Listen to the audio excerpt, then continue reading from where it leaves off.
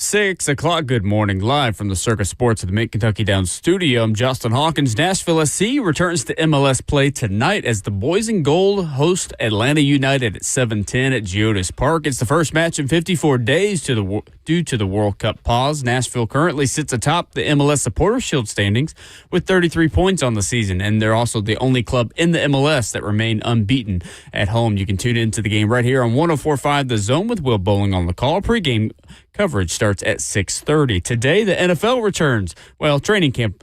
The Seattle Seahawks report to training camp today. The Seahawks are the first team to report. The 49ers report tomorrow. Then the rest of the NFL, including the Titans, will report next week. Titans rookies report next Thursday on the 23rd. Coming up this weekend, the World Cup officially concludes, with tomorrow being the third-place match between France and England at 4 o'clock on Fox in Miami. Then on Sunday, it's the World Cup final between Argentina and Spain at 2 p.m. on Fox in East Rutherford, New Jersey. Argentina, they're looking to claim their second consecutive World Cup title. Spain, they're looking for their first title since back in 2010. For all your foundation repair and waterproofing needs, you got to go to USSTN.com. Breaking news once on your home for the Titans and Vols. This is 104.5 The Zone.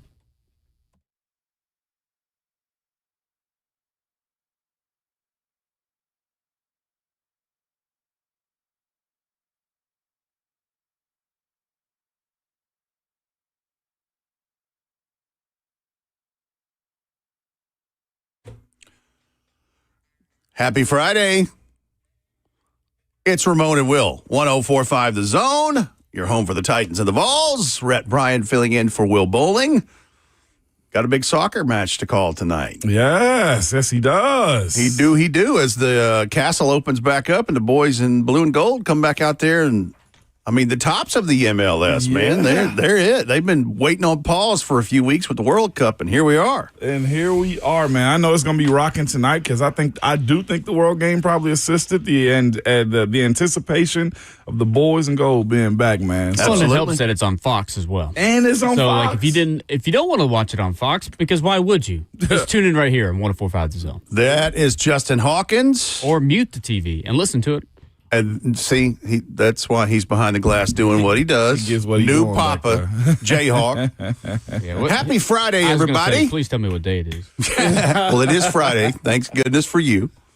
Yes, it is. T-Hawk had a rough night last night, but Justin is here to make sure that the show happens, and we do appreciate that. Happy Friday, boys. Happy Friday, man. Hawk, I personally am intrigued. Rhett, listen to me. Having been in college with a child who's RJ, who's now 17, will be 18 this fall. Baby boy ain't baby boy anymore. It hits me in the feels, okay? But I remember we played in the it was a Labor Day game out in UCLA, and we're landing. I'm like, we have a child. And at that point, everything changes, Hawk. So I'll be honest with you. I am intrigued by the daily updates because to be a young father, young parents, and I was playing football, but like you're a little bit older than I was, Hawk. I was 22, 23 when we had RJ. And I was just thinking to myself, if I was older, we'd handle this situation a whole lot better. I doubt it. And that's it, Rhett. At the end of the day, you just don't know. You don't know what there's no learning curves in life as far as every day is so much different. I thought like, and that's why you have to take it one at a time. It is. Yeah. So if y'all get tired of me asking Hawk questions, it's fulfilling for me is what it is. No. Well, heck, yesterday in the hallway, I asked Ramon for some fatherly advice for some things about like gas and reflux and things like that. And gotta work them little baby legs out, man. And that's exactly what happened. How about him coming to Biggie? That's honor. That's respect. That's good. And that's exactly what happened in the middle of the night. It was about 12:45. Yes. Woke up mad, just mad as can be, and he had some things he needed to pass, and he couldn't pass it, and it took about an hour and a half to pass, and then once he finally did, he had this biggest grin on his face. He was so happy, but no, you know what? He wasn't tired. You know what he was? He was hungry. Yeah. Well, Mom had already pumped out her breast milk. So now we had to go make a bottle in the middle of the night. So then that took a little bit of time. Little man emptied the chamber. So it's like, man, I'm hungry all of a sudden. He ain't got a clock. And by the time that I went back to sleep, you know what time it was? Let me guess, about 2:40, 2:50. Right around 3 o'clock, and then I woke up an hour later. It's about right. That's about right. Man. Red, I see older parents, I'll be like, how do y'all deal with this? Like, Yeah. For those who are career-driven professional workers and they table that till later in life, Yeah. I don't know how they do it. brother, I have no clue. And listen, while I am thrilled for the Hawk family, I do not envy your position because children are miracles and they're beautiful and I love them and I'm fascinated by everything with that. But I'm so glad that my daughter is almost 24 years old and I don't even have to think about that. Well, it's just so funny. Like this week, you're riding this high of like, wow, he's only waking up by like, I don't know, what, You were once, in bragging maybe camp earlier twice. this Like week. Red, he was in every bragging night. camp earlier You this week. take those days when you get them. Every And night this week. That's it. And Now, then it was like, hey, just letting you know, I'm still a baby. I'm still going to do some baby things. Yeah, he's boss. Yeah, and here's he the other is. part. And here's what I told him this morning when he was telling me what had happened in the night. I said, you're going to have days and he knows it's going to be some ups and downs and things. But I said, here's the thing. Until little man gets on his own 2 feet and becomes a little more independent, I was like, but there's still going to be that, he can be 3-4 years old, little guy, and you're having fun. Santa Claus is a thing at Christmas, all that. And he's going to get sick in the night. He's going to vomit in his bed something. And he's going to, Mama, Daddy, and, something. you're going to be on duty in the middle of the night. Yeah. After he duty. Yeah. But, it's a miracle. It's a wonderful thing. It is taxing. Yeah. That's what I'll say. It's taxing because you have, and that's the crazy thing of all of it. I'm sure you and your wife have just had conversation after conversation and just the realization that this little person is completely dependent and reliant on you. Mm-hmm. You're it. Yep. Well, I tell her all the time, I joke with her and I say, look, my job is just to maintain him. Like I can't feed him. I mean, I can give him a bottle, but like, where does that bottle come from? I said, you're the one that like gives him life. So like, you're the kind of. I see what he's doing here. I give her like the. He's trying to put her on a pedestal, but it's like, hey, you know what this is? This is the verbal equivalent of, hey, you know what I bought you for your anniversary? A vacuum cleaner. Don't do that. Because, man, you go get yourself in trouble, brother. I give each of us 3 titles. I'm the maintainer. You're the nurturer, and he's the survivor because he literally just has to figure it out. Y'all have dogs too, right? Yeah, we got a dog and a cat. See, you're already all right. So you have 2 pets. You're already 5th in line. You are. Oh yeah, It's him, it's her, it's the dog and the cat in whatever order, and then it's you. Then it's Jayhawk. What's funny about you trying to give her roles is at any point in time she chooses to shut down because Mama might shut it down. You're going to have to pick up her role, your role, and figure out how to keep the baby alive. So I'm sure that there have been a few moments of those already. Who do you already. think is already learning how to bottle feed? Yeah. Learning how to. Well, and we talked about this when you were on vacation, Ramon. That's the crazy thing is knowing your child or your children when they're small, you will learn what those cries are. Yeah. No, that's not a bottle. Mm-hmm. That's a diaper. Oh yeah. Or that's I just need to be held, or I've got a gas bubble, or what. Like you will, and you're already learning those. You're like, oh, I know what that is. Yeah. He's got this it sounds like an N. Yeah. That's a hungry all day long. Yeah. Yeah. Okay. Exactly. Yeah. It's fascinating. I was going back and forth with distinguished gentlemen in our YouTube chat. You guys can catch us on YouTube, Facebook, Twitter, and Twitch. Twitch, please. By the way, Definite bank chat. Always active. I'm almost at the part to where it's like Parenthood 2.0, same as he is. And he was like, right now with our oldest been gone so much, like the house feels like we're getting to the empty nest component. Oh, you're getting in that neighborhood. And it feels like it on certain days, Rhett, to where when RJ's out of town or he's in Florida for baseball or wherever he is for baseball, the youngest is usually upstairs. He's a little bit more of a gamer, online with his friends and stuff like that. But the youngest is usually self-sufficient. They go do their own thing. I was the youngest, so I get it. I was doing my own thing, and we'll be downstairs, and the house is just quiet. Like, he's doing his thing. We're doing ours, which is usually watching something if we're not occupied doing something else. But, like, that's the adjustment that I'm not ready for, because the emotional strings of, like, thinking, wow, a kid is about to leave the nest. So That's different. It is. And my sister and my brother-in-law are going through that right now. My youngest niece, her name is Jet with two T's. Red and Jet. Retta and Jetta. That's what I'm talking about. And she has done very well for herself. She's very smart, 4.0 student, and she got some scholarship money, and she's going to Oxford to go to Ole Miss. Oh, that's awesome. And so she's about 3 weeks from that, and they're feeling it. Yeah. Like, I texted my sister the other day, and I was like, how's it hitting you? She said, well, I'm frequently crying at the drop of a hat a little more than I thought I would be. Yeah. It's real. It is. I've had an emotional day or two. Like, I've cried in silence, one of those type of situations, just at the thought of, like, whether he's in state or out of state, my oldest is just like, wow, like, he got to figure this world out on his own. And I'll say this too, as a parent, you will hit that point when they're probably 7, 8, 9, 10, or 13, 14. It's like, man, I can't wait for them to go to school. Yeah, sounds cool. Not right now. Not right now. I'm like, extend this thing out one more year. Well, and just should we have held him back in school? Here's the other thing. With what you've up. shared previously with me on shows, and I'm sure with Will and Justin too, is the way that RJ came into the world and how he was fighting. Yeah, and he had to have a heart surgery just as an infant down at Vanderbilt, right? Yes, absolutely.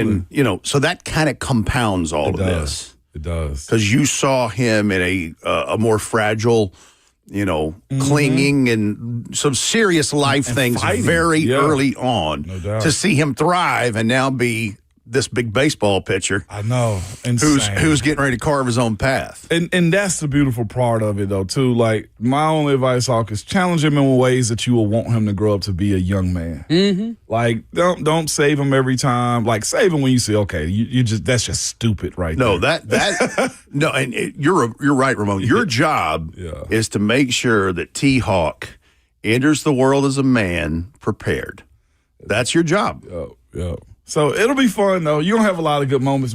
The biggest advice I got for any young parent, Rhett, do not take your kid to Disney World, Disneyland before 6 years old. No. They won't remember. Like, you can go for the pictures. If you feel like you want to blow like but a one-day we know what pass, that's for. It's for mom and dad. They don't have any recollection of that. They don't know if they took a picture with Mickey. We were caught in a monsoon down there one year. Was not ready for it. We were not ready for it whatsoever. I'm sweaty because it's humid. It's hot outside. We got this pass that's supposed to be a fast pass, and we're still waiting 45 minutes in line with kids who need snacks. They need bottles. And, like, I go for the pictures and do a one-day pass and go home. Like, they won't remember it until like that's enough going with little kids that can walk and, do all that and the foods and, food plan and all that. Man, you're taking infants or toddlers. Every time I've ever been, I'm like, man, y'all are crazy. Y'all are a glutton for punishment. Yes, you are. And it's just so many people. But go for the pictures, do the one-day pass, and leave early is the only advice I got for you, which that's expensive. I love this first segment of the show because it just happens organically. And this is some real life stuff. I enjoy this. Yeah. We are going to talk sports. In fact, we are going to, in this next segment, I went and looked at what the team reporters and their pundits are saying in the AFC South about what they're saying about their teams. Because we've done some previews of things, but let's see what their opinions are about what are key things to watch and battles to watch and what they're looking for as training camps are 2 weeks away. We will do that as this show is dedicated for all the workers that work 9 to 5. It is Friday, as Sir Charles Jones says, and we're going to act like it. We are absolutely going to do that. Rhett Bryant filling in for Will Bowling. This is Ramon and Will on 104.5 The Zone.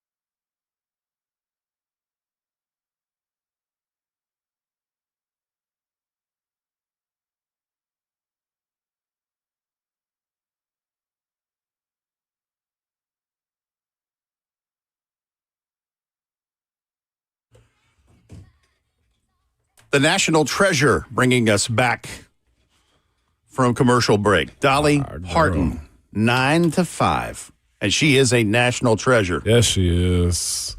Everybody loves Dolly. Pure people, I think, that's out there, man. What a saint she is. Well, the thing about her is she pokes fun at herself, you know, with all the makeup and the wigs and she makes herself, she's humanized herself for her whole career, and incredible songwriter and singer, performer, and philanthropist. Don't even get me started on that. Yeah, I was going to say, that part right there matters most right there. That puts her in the All-World Hall of Fame. Impacts us with her book thing that she does. Most definitely. And that's, Little T-Hawk will get a book every month until he goes to school. Absolutely. That is, what is that, Imagination Station, I think is what they're called? Something like that. And you better read to him too, Hawk. Oh, yeah, we got this little bookshelf for him and everything. Yeah, he's got all kinds of different books. There we go. Already. There we go. Getting started. Man, get the education down. So as 2026 Titans training camp is a couple weeks away, so are all of the other 31 camps, unless they're playing in the Hall of Fame game. That's a little early for a couple of those teams. I thought it would be interesting to just take a look around the AFC South with the people that are involved with those teams, just like, people might check in on us for a Titans perspective. I actually got to do an interview Monday for Cleveland show, The Fan in Cleveland. They are doing their previews right now as far as opponents they're going to be playing against. So, that type of stuff is normal this time of the year. It is. I did one with a guy for The Fan in New York. Did you? Doing a preview for the Giants in Week 3. Yep. And people are starting to do some prospecting in this. So I'm going to start with the Jacksonville Jaguars. They had of kind of a training camp primer, or just kind of featuring what they're thinking about and what they're looking at. Jacksonville had the most extensive look at this, and there's a collection of these on JacksonvilleJaguars.com. John Ozer is the senior writer. He is in there with Frank Frangie, the voice of the Jags, and several different guys. But I thought it was interesting what they published in this. A key defensive storyline is what they did in this particular article. And John Ozer says, generating more consistent pass rush, particularly from the interior defensive line. The Jags were the best run defense and one of the league's best defensive creating turnovers. That combination made for a very good defense much of the season, good enough to help him to a 13-4 regular season record, AFC South title.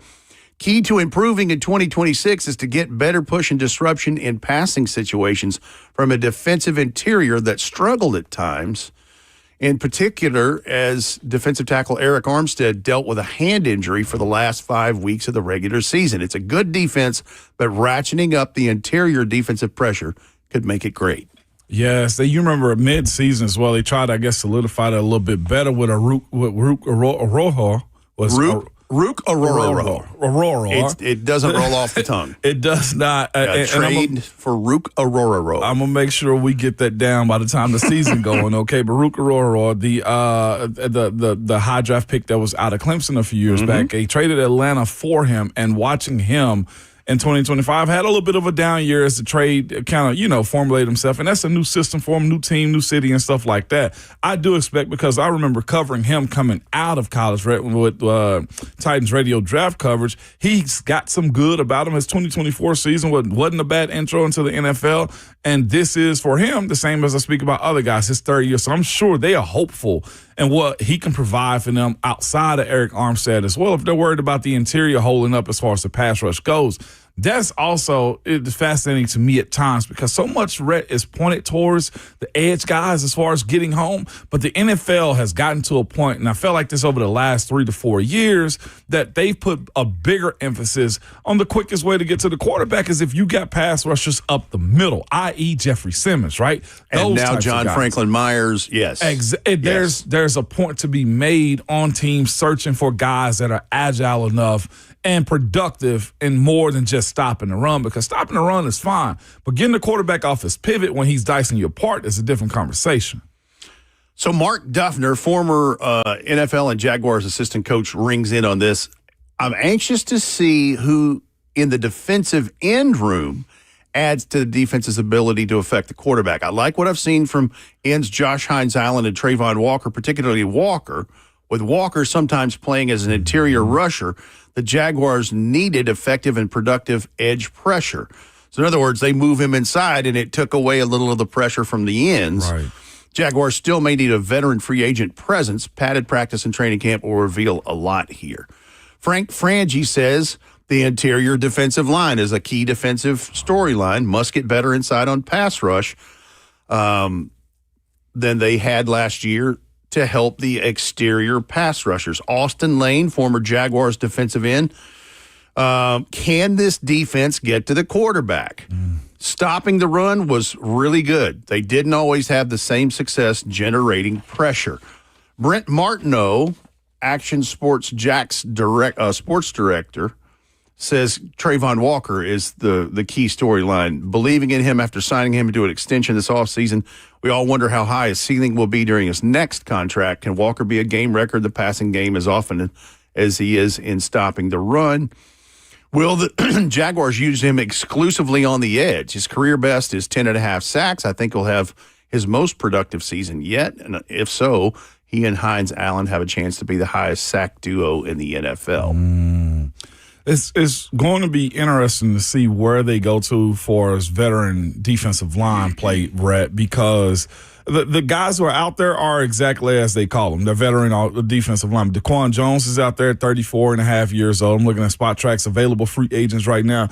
Mario Edwards, 32 years old as well. Greg Gaines, another one of those veteran dudes out there. Foley Fatukashi is another guy out there. Yes. And just to add one more to it, who may be more of their lane, I think he lives in the area, but Larry Ogunjobi. He's 32 years old as well, which I didn't realize he had, crossed the 30-year-old threshold. But he has some get about him when it comes down to his interior rush.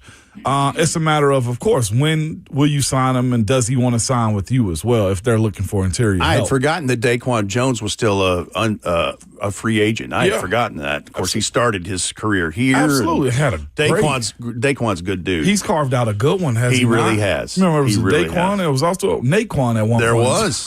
There absolutely was. And I think Naquan is still in Houston with Texas. Yeah, I think you're correct on that. Here's another one. Brian Sexton, he's the former voice of the Jaguars. He was their play-by-play voice in their first several years.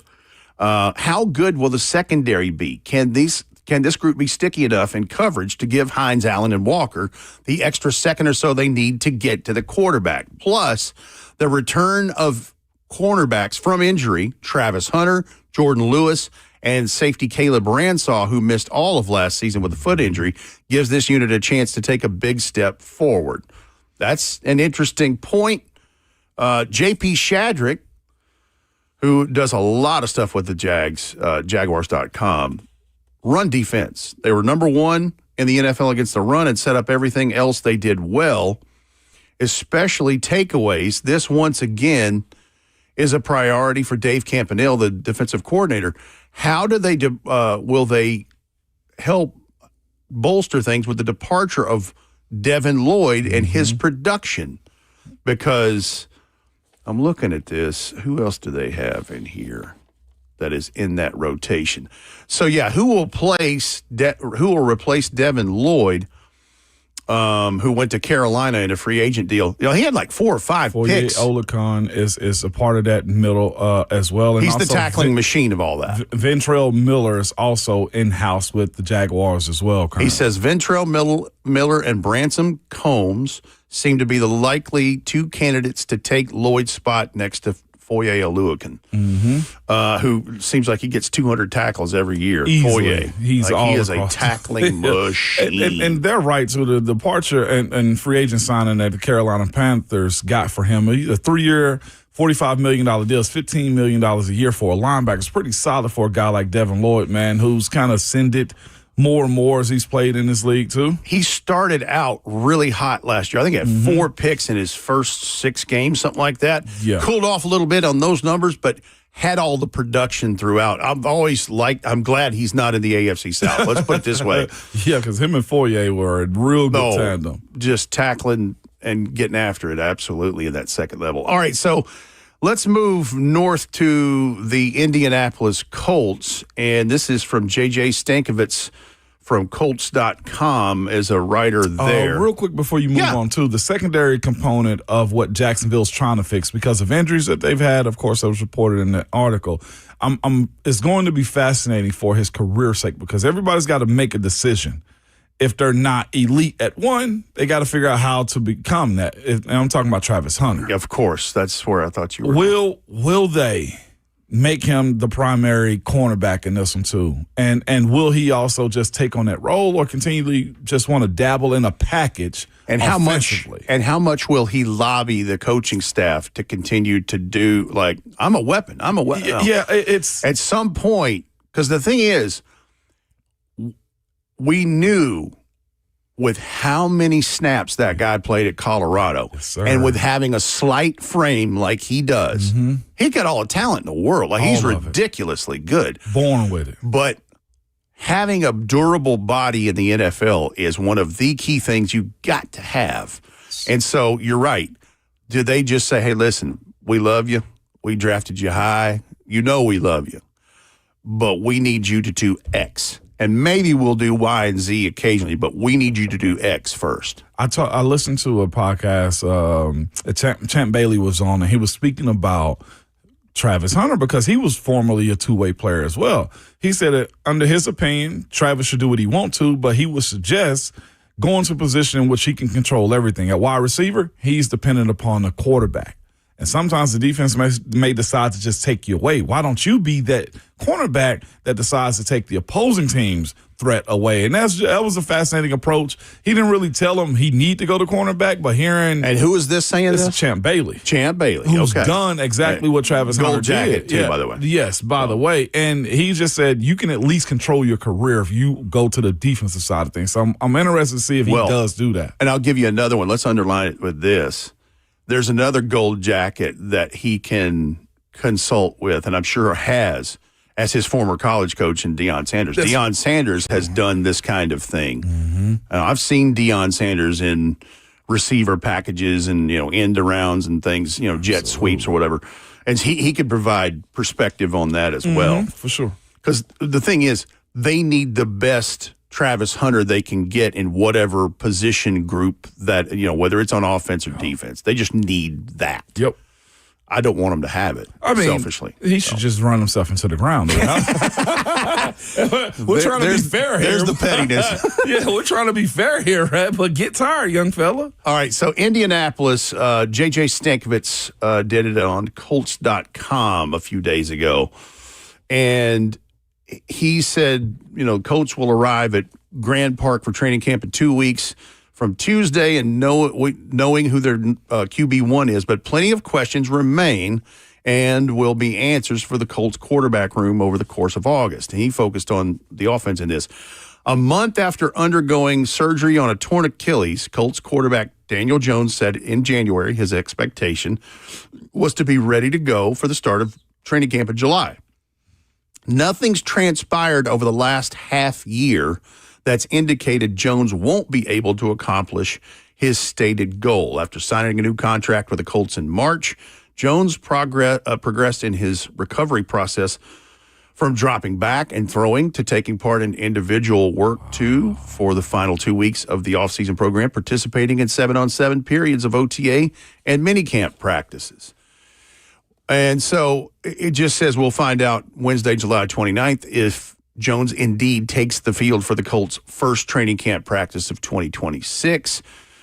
The key question is there when will Jones be cleared to participate in full team 11-on-11 periods of practice when Jones participated in 7-on-7, which are without the offensive line or defensive line during OTAs. He was given the directive from head coach Shane Steichen to not scramble outside the pocket. There was no benefit in taking any risk. That's smart. However small, 3 months before Jones' dropbacks start to matter. So that is an interesting part of this. And then he goes on to ask, who is Daniel Jones's backup? And this is an interesting one because if Jones has a setback, this is going to be a story. It says Anthony Richardson began 2025 as the Colts' backup quarterback, a role he had held until a freak pregame incident ended his season in Week 6. Do you remember that? I do remember. It was in warm-ups, right? It was a warm-up, yep. His was it the band or was it the ball that hit him in the eye? I think it was the ball that hit him in the eye, if I'm not mistaken. But and it was wasn't there like a concussion part of that, it was too? like an orbital issue that he had going on as well, yes. Like the young man is snake bit on things like this. Yes. He hadn't been the same since Harold Landry tackled him going towards the boundary in Indy. Yep. And so the shoulder surgeries and all that stuff. Here's what it was. Anthony Richardson suffered a fractured orbital bone in October during a freak pre-game accident involving a snapping resistance band.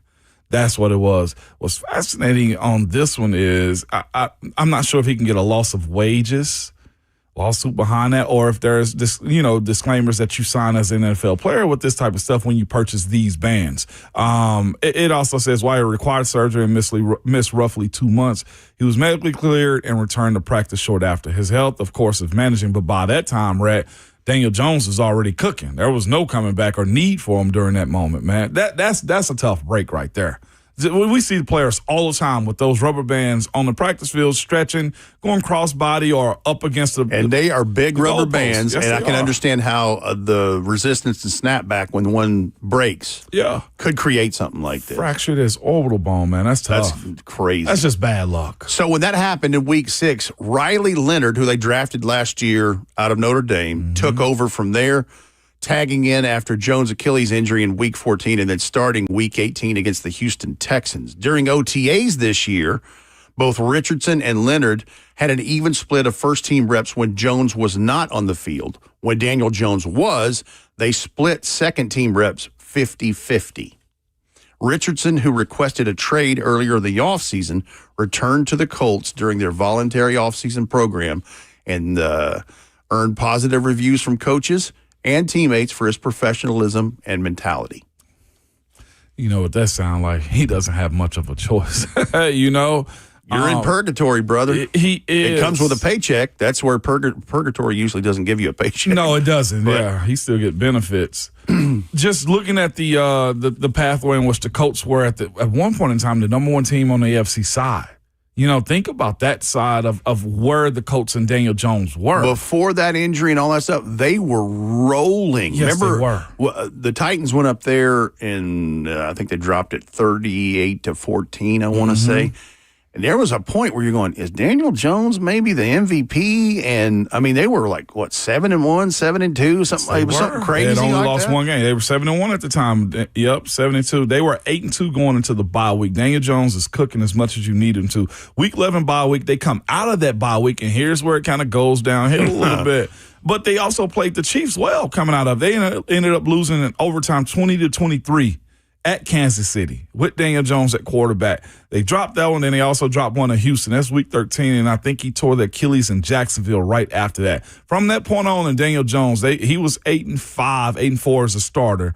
They lost the Jaguars game 1, 2, 3, 4, 5 straight games without him at the quarterback position. So it was fascinating this offseason looking at them trying to set a contract for Daniel Jones as well. And I'm thinking to myself, like, he showed you his value as a quarterback, what time on task, and the record that you also have. And I know that, of course, they got JT, Jonathan Taylor, who's one of the best running backs in the league right now, on top of a solid offensive line.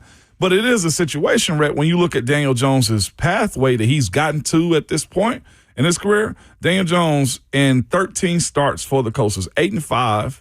He was 68% completion percentage as far as his passing, which is the highest in his career. Don't hate that, time. do you? 68%? Exactly. I mean, come on, man. And on top of that, Red, in 13 games, as opposed to his rookie year when he also played in 13 games, he has more yards than he ever had before, and he's got one of the better offensive line that was protecting him. I know you got to be very brash when it comes down to negotiating, but Shane Steichen and the Indianapolis Colts, why were y'all stupid about getting Daniel Jones' contract the way he needed it to? Like, he's been the best thing I feel like they've had in a while when it comes down to matchup, the offensive efficiency that they've had for it, and his proof of concept that he was good for you. Just go ahead and get the deal done, which they eventually did. But he had a career year even while it was cut short by 4 games. And he's still a young man going towards the apex of his career. That's why. That's the other part of it is if he's showing you the tangible evidence, Just 28 and then years old. yeah, he's 28 years old. 29 recently. Yeah. Like, dude, back up the truck and give it to him. Like, Absolutely. come on. The other part of this, like, and I know we're going to take a break in a minute, and we'll come back and we'll preview what's being said about the Houston Texans. In this division, obviously, Tennessee is trying to climb out of all of this, and they've been through multiple changes. I don't see as much on that front for them because they've been through all of that recently. Jacksonville sounds like they're just trying to maintain consistency and improve in the areas where they needed to, and they won the division. Surprisingly, by the way. Yeah, and we're going to get to the Houston of it all, and it's about the quarterback position there for sure as the uncertainty part of this. But the Indianapolis Colts are the ones that are balancing on Jujubes here. I mean, the whole Anthony Richardson of it and how that did, and that's what created this situation is taking him, 4 or 5 overall and it not working out so far. Daniel Jones has kind of bailed them out of that, but he is coming off of this Achilles injury. Mm-hmm. And can the real question, Red, is can Shane Steichen get over the hump? 3rd year, this will be his 4th year as the head coach of the Colts. And, he's been fine. It's not been bad whatsoever, but you look at either the Anthony Richardson side of this thing and the fact that he's been 9-8, 8-9, and 8-9 again. And I know they were on the pathway to be really good if Daniel Jones hadn't got injured. But, he needs to take a step too as a head coach as well. And that's why I say there is so much riding on this because if this does not go well, Shane Steichen and Chris Ballard are probably in trouble. They're a tandem. And they're the ones that have the most fractious potential of the 4 teams in the AFC South. No doubt.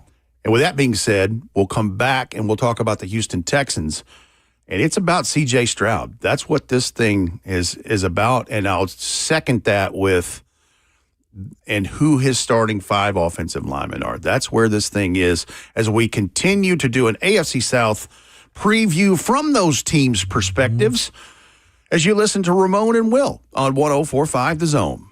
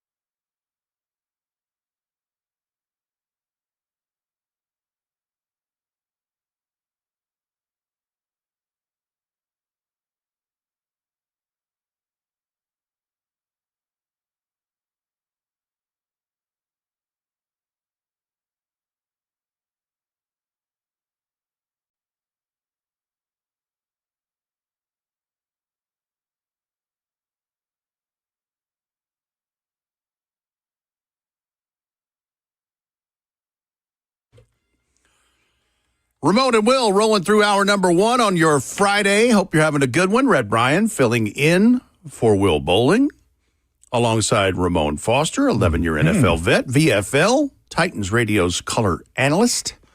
Coming soon to this frequency you're listening to.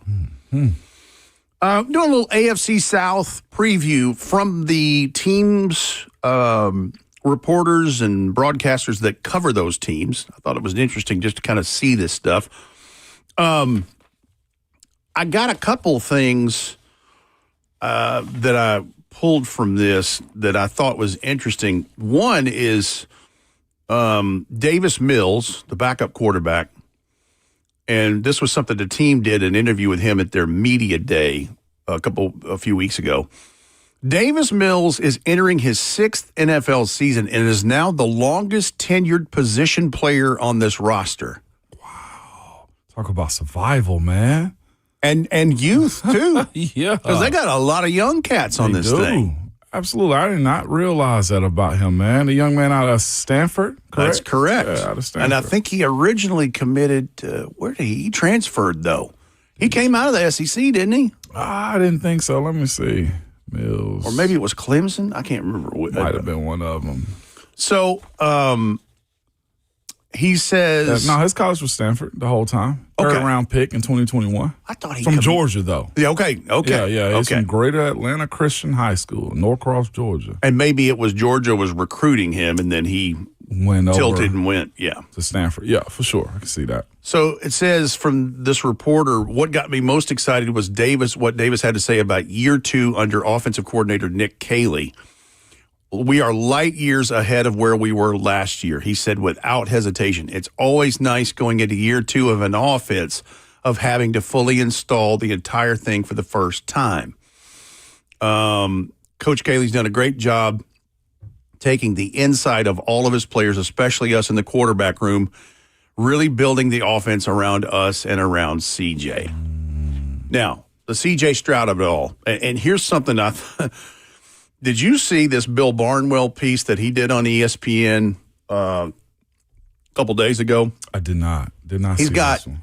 155 players worth at least one first-round draft pick as far as trades. Okay. And he breaks it down by the division. But it says 2 first-round draft picks and more would be edge Will Anderson, quarterback C.J. Stroud, the newly minted highest-paid defender in football, just got more expensive. Just talking about Will Anderson's new deal. And if they were to trade him, which this is hypothetical, it would net something very close to Micah Parsons' haul in a deal. Mm-hmm.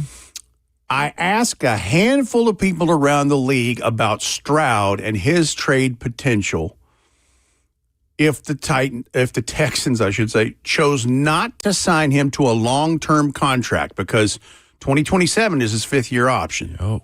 He's in year 4. This guy generally got 2 responses. One was an immediate response that he's still a really valuable quarterback. The other was a long pause and a sigh before something far less confident came out of the other person's mouth. Quote, "I'm glad it's not my problem," end quote, is what I heard from one team that already has its quarterback under contract. So that's a little telling. It is a little telling, man. This is he's kind of been solid, but not taking that professional step as playing the quarterback position and changing offenses to do that too. But here's the thing about C.J. Stroud, as reported, for the most part, he was the one that wanted to move on, and get a new offensive coordinator. With that, C.J. want the ball in his hand a little bit more. And that responsibility, man, falls on you as the leader of this franchise when it doesn't go your way. He's got one of the best defenses, if not the best defense in the world on a week-to-week basis, and he's got to get in a position where he's starting to make these plays. In 14 games last year that he started in, 19 touchdowns and 8 interceptions is the way you look at it as well, but his passing yards was now more than it ever has been in his career. The decision-making that he has to take upon himself to be better, I think it needs to show, and it needs to show early, because the idea that he doesn't have support in special teams or on defense is far from the truth. Now, the biggest concern for him is going to be his offensive line and the protection of him behind center. So if they can get that part of the game figured out, and CJ himself, that's the way he came into this league, over 4,000 yards passing, Pro Bowl, checked every box that you needed him to, that's the guy they're looking for. You got to continually get better or stay at that level from the moment that you come into the league when you play that position. And it's looking real shaky for him right now. I'm with whoever the second GM was on that one. CJ Stroud makes me take a long pause and figure out, do you want to commit hundreds of millions of dollars to him in the next few years? Because you don't know if he's going to have this bounce back. He is, to me, on the clock. Well, and here's the other part of it, and we're going to get to the personnel changes, because they have made wholesale changes yet again on the offensive line, trying to find the five to work with him and protect him. And so if that comes to pass, and they have had successfully assembled an offensive line to do their work, we're going to find out how much of it is C.J. Stroud or not, no doubt. aren't we? Yes, we Because are. think about this. Houston Texans offense ranked within the middle of the pack throughout 2025. They finished as the 13th best scoring offense, had some of the lowest turnover totals throughout the league. At the same time, they also fell into the pit of being one of the league's bleakest rushing attacks. That's the other part of this, because the Joe Mixon and the things they've tried to patch in there to get things going. They get David Montgomery. They do. And I think that will probably help some things.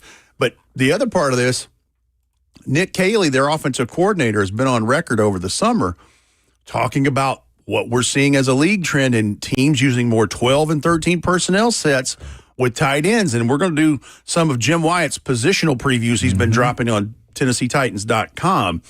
And that is also a theme in Tennessee with Daniel Bellinger and with Gunnar Helm, and then the others that are going to be in rotation for those the back part of that is if they keep 4 tight ends or whatever. No doubt. But now let's take a look and see what this. I'm trying to find what they did. I didn't bring my notes in here about what they did with the offensive line with the Houston Texans. Wyatt Teller. They ended up getting him in free agency. Yes. We already know Ariante Ursary is there at left tackle. There was their second-round draft pick last year from Minnesota. And of course, they got Jake Andrews at center, the way it's kind of slated. Ed Ingram, who's a 2022 draft pick as well.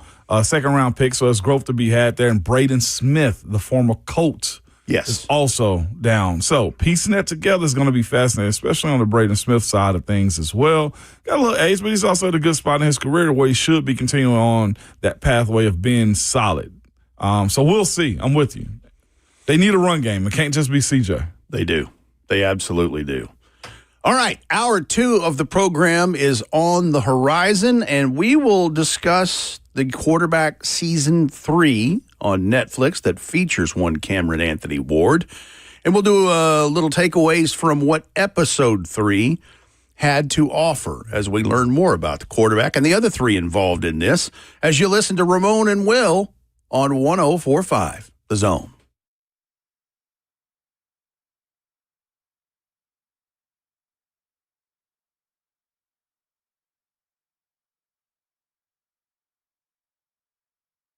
Have you heard that a lot of corporate-owned chain jewelry stores are shutting their doors? So many smart shoppers have figured out that cookie-cutter jewelry is boring and mediocre surface is unacceptable. That's why Genesis Diamonds is having record success. Genesis is locally owned. They're staffed by real experts as well, with warranties and guarantees that are unheard of, with personal attention, with case after case of unique fashion-forward designer jewelry, with no attitude, no pushy salespeople, no inflated pricing games at all. Genesis not only guarantees the best prices, but their quality is second to none. The world's top bridal designers have chosen Genesis as an authorized retailer because they meet the highest standards. Whether you're looking for a classic ring or an ultra modern ring, a natural diamond or a lab grown diamond, Genesis has options for you at every price point that you can imagine. And you will love the laid back fun experience as well.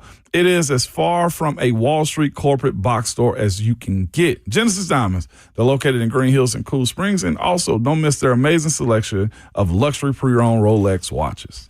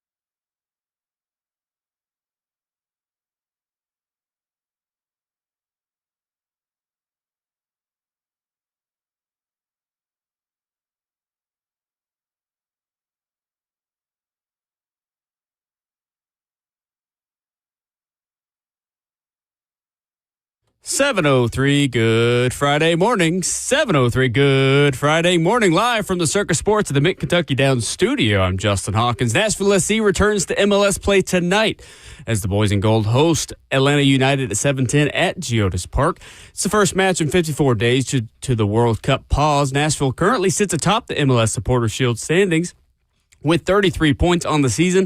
They're also the only club in MLS that remains unbeaten at home. You can tune in to the game, of course, right here on 104.5 The Zone. Will Bowling's got the call for you.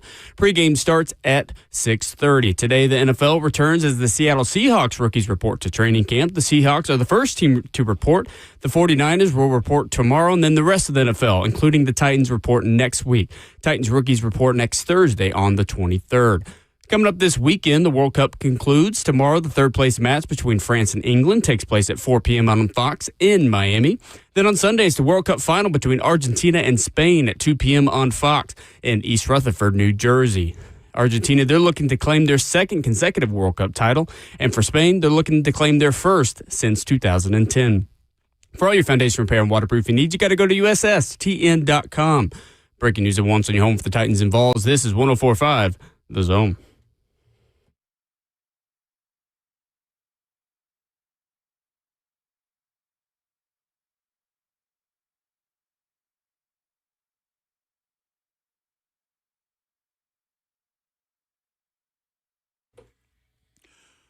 Good Friday morning.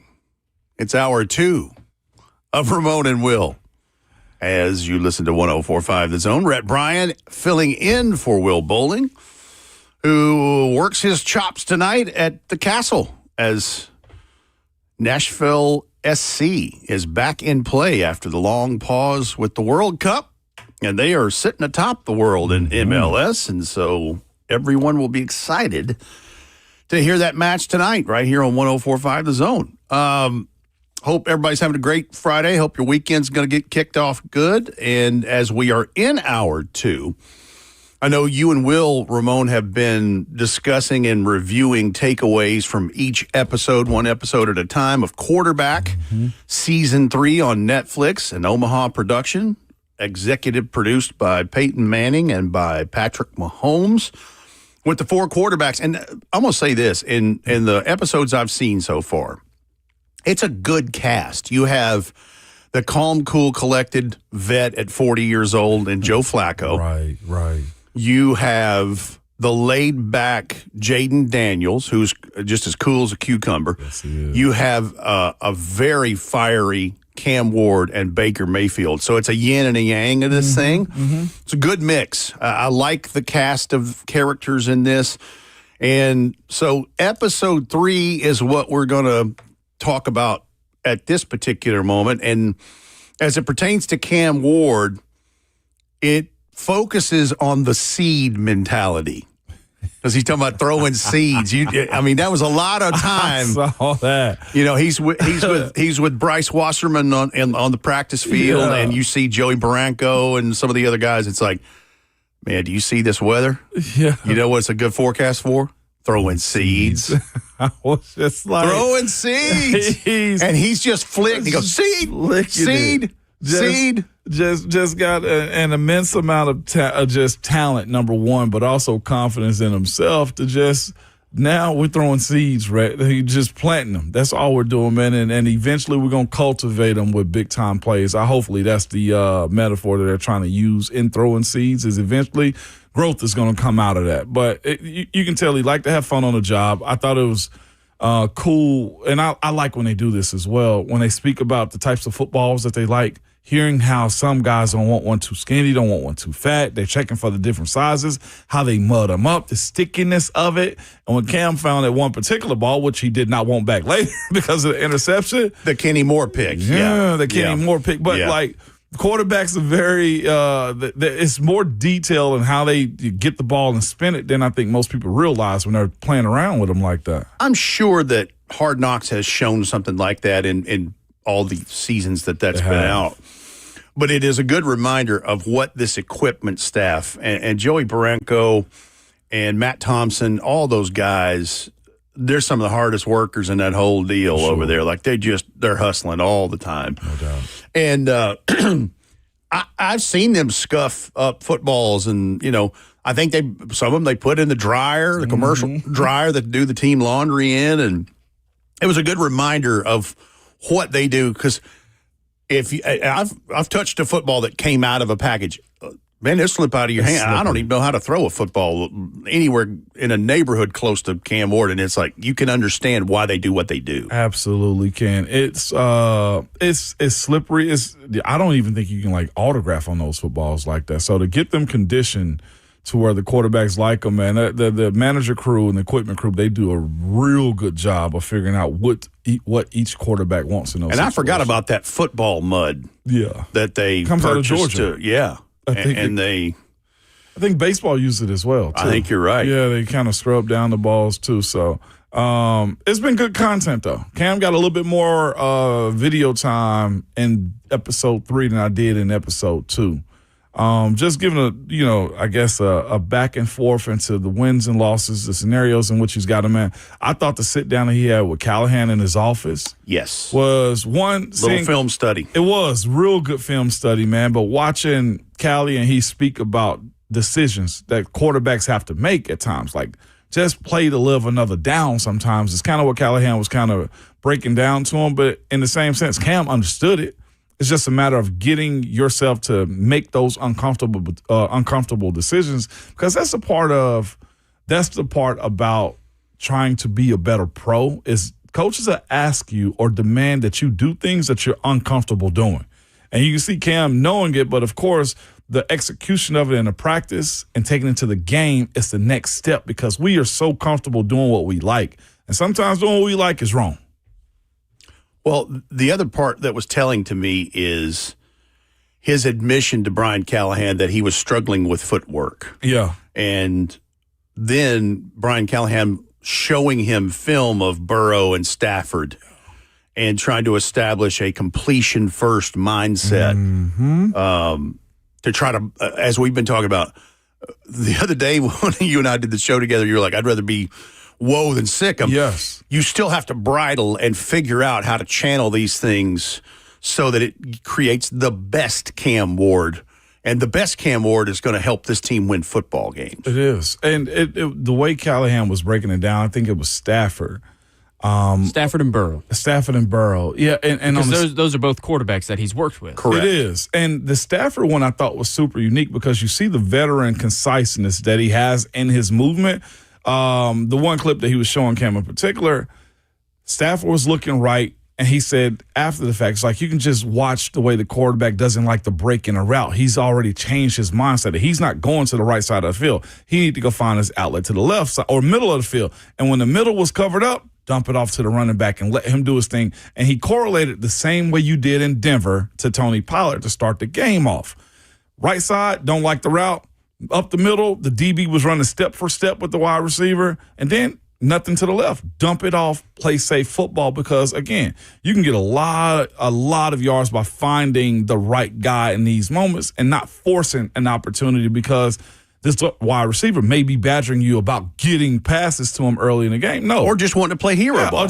Yes, exactly. All of that goes into the decision-making of the quarterback. Yeah, and then the Joe Burrow clip about him realizing, okay, your first, second read may not be there. Go ahead, step up in the pocket and find the short outlet there. And again, that's what he did in Denver. So you're seeing, what is this, by week 4 we're talking about that we've gotten to in episode 3, is you're seeing his short evolution as a rookie, right? And then I'm curious as to see how the evolution continues to grow. I am too. Because Callahan, obviously he's about to be fired. Yep. And see where that goes from here, because now you're talking about Mike McCoy in those conversations versus Callahan, because they just beat Arizona. But here's the thing. Mike McCoy's not an empty chair. Mike McCoy was quarterback himself. Mike McCoy has been a head coach and has coached the Phillip Rivers of the world. So he has credentials himself. So I'm curious to see how those conversations kind of evolve and change and see where Cam evolves. And Cam's in maturation. That's right. No, that's exactly right. So it's kind of like that pinnacle of we just basically hit the end of Callahan. That's right. That's right. I just realized it was a week 6. Yeah, because episode 4. Oh, yeah, that's right, week 6. Yeah. Well, at the end of week 6, going into 7. Yeah, because they had just beaten Arizona. They're about to play the Raiders. I forgot it was that early in the season. I don't know how. It was the first head coaching change of all the teams in the season. The other participants in this quarterback series, as I mentioned a minute ago, the other thing that was fascinating to me is just the family dynamic, and like Joe Flacco's wife kind of takes center stage in this, and it is heading towards a trade. Yeah. And how that's going to work, because people forget he was in Cleveland. He gets sat down because they've got 18 quarterbacks there. They drafted 2 of them. And Joe wasn't playing the greatest at the time. He was not. Right? Like, he was not. And seeing his wife struggle with that about, we're starting. Even though she admitted on her fantasy team she had him on the bench. I'm okay. She liked the comfort. Right. Yeah. But you'll get into in the next episode about getting the phone call from Andrew Berry. Yeah. And the convenient thing for them is that they are in Cleveland, and it's just to drive down a little bit to go to Cincinnati for all of this. It was. His wife was taking it hard, though. Like you said, she wasn't starting him on her fantasy team, but the idea that Joe is a starter, because at that time, you know the rookie's eventually going to get a shot, especially Dylan Gabriel, because he was an earlier draft pick as far as the third rounder goes, but you didn't. I'm with her. In those type of situations, you expect them to get one more week, and they pretty much cut the course soon on Joe. Well, I think it said it in episode 1, they were high school sweethearts or met in college. Yeah. Yep. So they've been together a long time. And so she has been used to, because at this point before the trade, he's been on 5 teams. Yeah. But most of it in Baltimore. And so you become accustomed to those type things. And, we're all creatures of habit. Absolutely. And you can see how that affects her, because – and God bless her, she's wrangling a gaggle of kids. Like, stair-step kids. Speaking of the kids, I couldn't tell who said it. When Joe Flacco got benched, was it one of his kids' son's friends that said it on the football team? Like, your dad got benched? Yeah, because ooh, that's filthy. I don't know. I can't remember if it was Frank or one of the other ones, but whoever the quarterback was, they're like, all right, it's on you now. Yeah. Saying, like, it's your job to be the starting quarterback. Kids are brutal, man. And it's also hard for his wife, too, just because they're not living together at the time. No, he's in Cleveland, and she's in New Jersey. Correct. Where they grew up. You want where their house a raw, unfiltered opinion? Don't ask a kid, and don't ask an elderly person that has no filter. I would say, or drunk. Well, that's liquid courage. Yeah. But I'm just talking about straight up every day. Man, kids are just brutal. Kids and old people, man. They keep you honest. They will keep you honest. Like, heck, here his kid is trying to play in the little league, tackle league, and your dad got benched. I was like, geez. Like, there's a lot that goes into the family component of it. And Joe Flacco's wife, I feel like, has shown the normal side of how it kind of actually is. It's not all, sweets at the stadium and going shopping and doing all that type of stuff. She's balancing life while he's also trying to make a career or keep his career. That is the interesting dynamic of this. That is a good reminder of that, how it works with a vet like that and his family. And, it's no different from anybody positionally. It's just more highlighted because he is a quarterback, a long-tenured one, and a vet.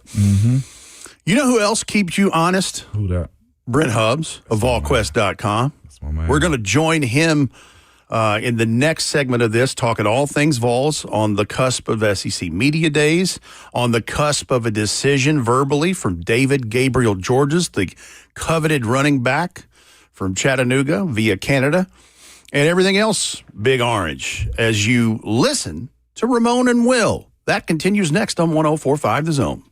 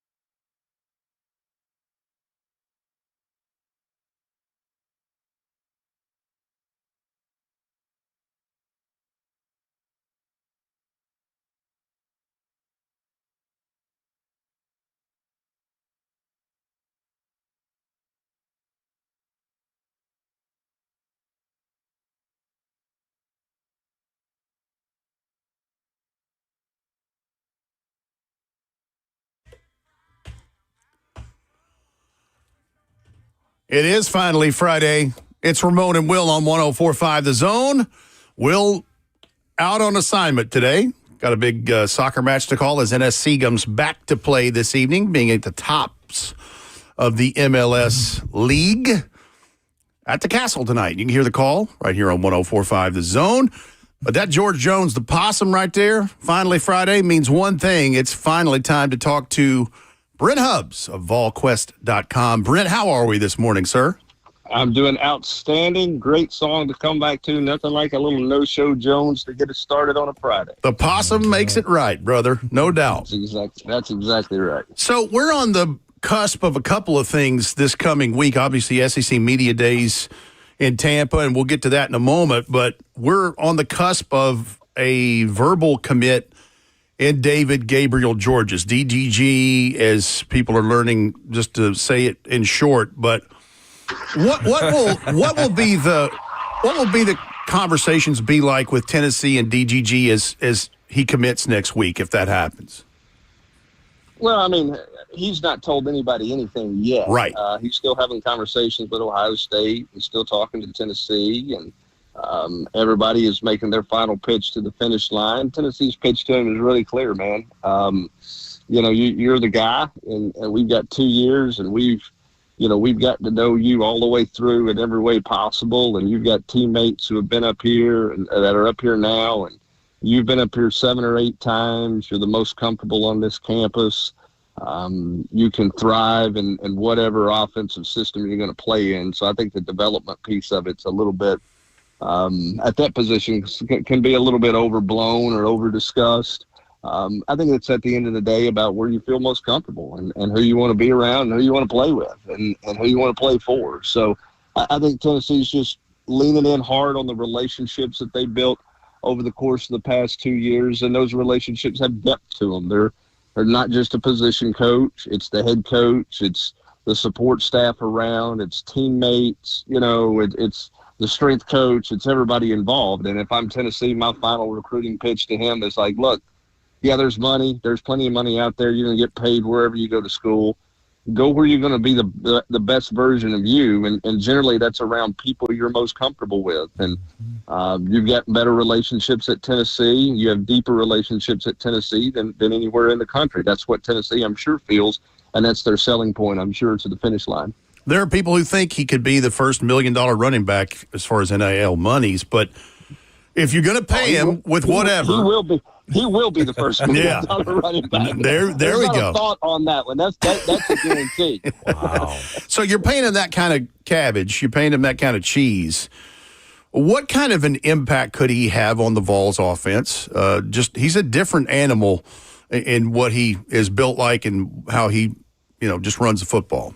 Yeah, I mean, it's a lot of people are looking for comps, right? When we put somebody at this level, they start talking comps. They're looking at Hall of Fame type backs, and you've heard everything from he's a combination of Derrick Henry and Reggie Bush to he's Adrian Peterson, Jamal Lewis. I mean, I think he's unique in his own right. I think his vision for a guy who played in Canada for a long time, I think his vision is really good, and it translated really well for him when he came to the States and started playing football here. I think he has, for a guy that's 215, 18 pounds, I think he has terrific speed. I think that he runs really violently and really angry. He is a very quiet, unassuming person. I think part of that's, he's been fighting through the language barrier since he made the move from Canada to the Baylor School in Chattanooga. And I think it's improved dramatically over the last 8 months or so, a year, and it'll continue to only get better.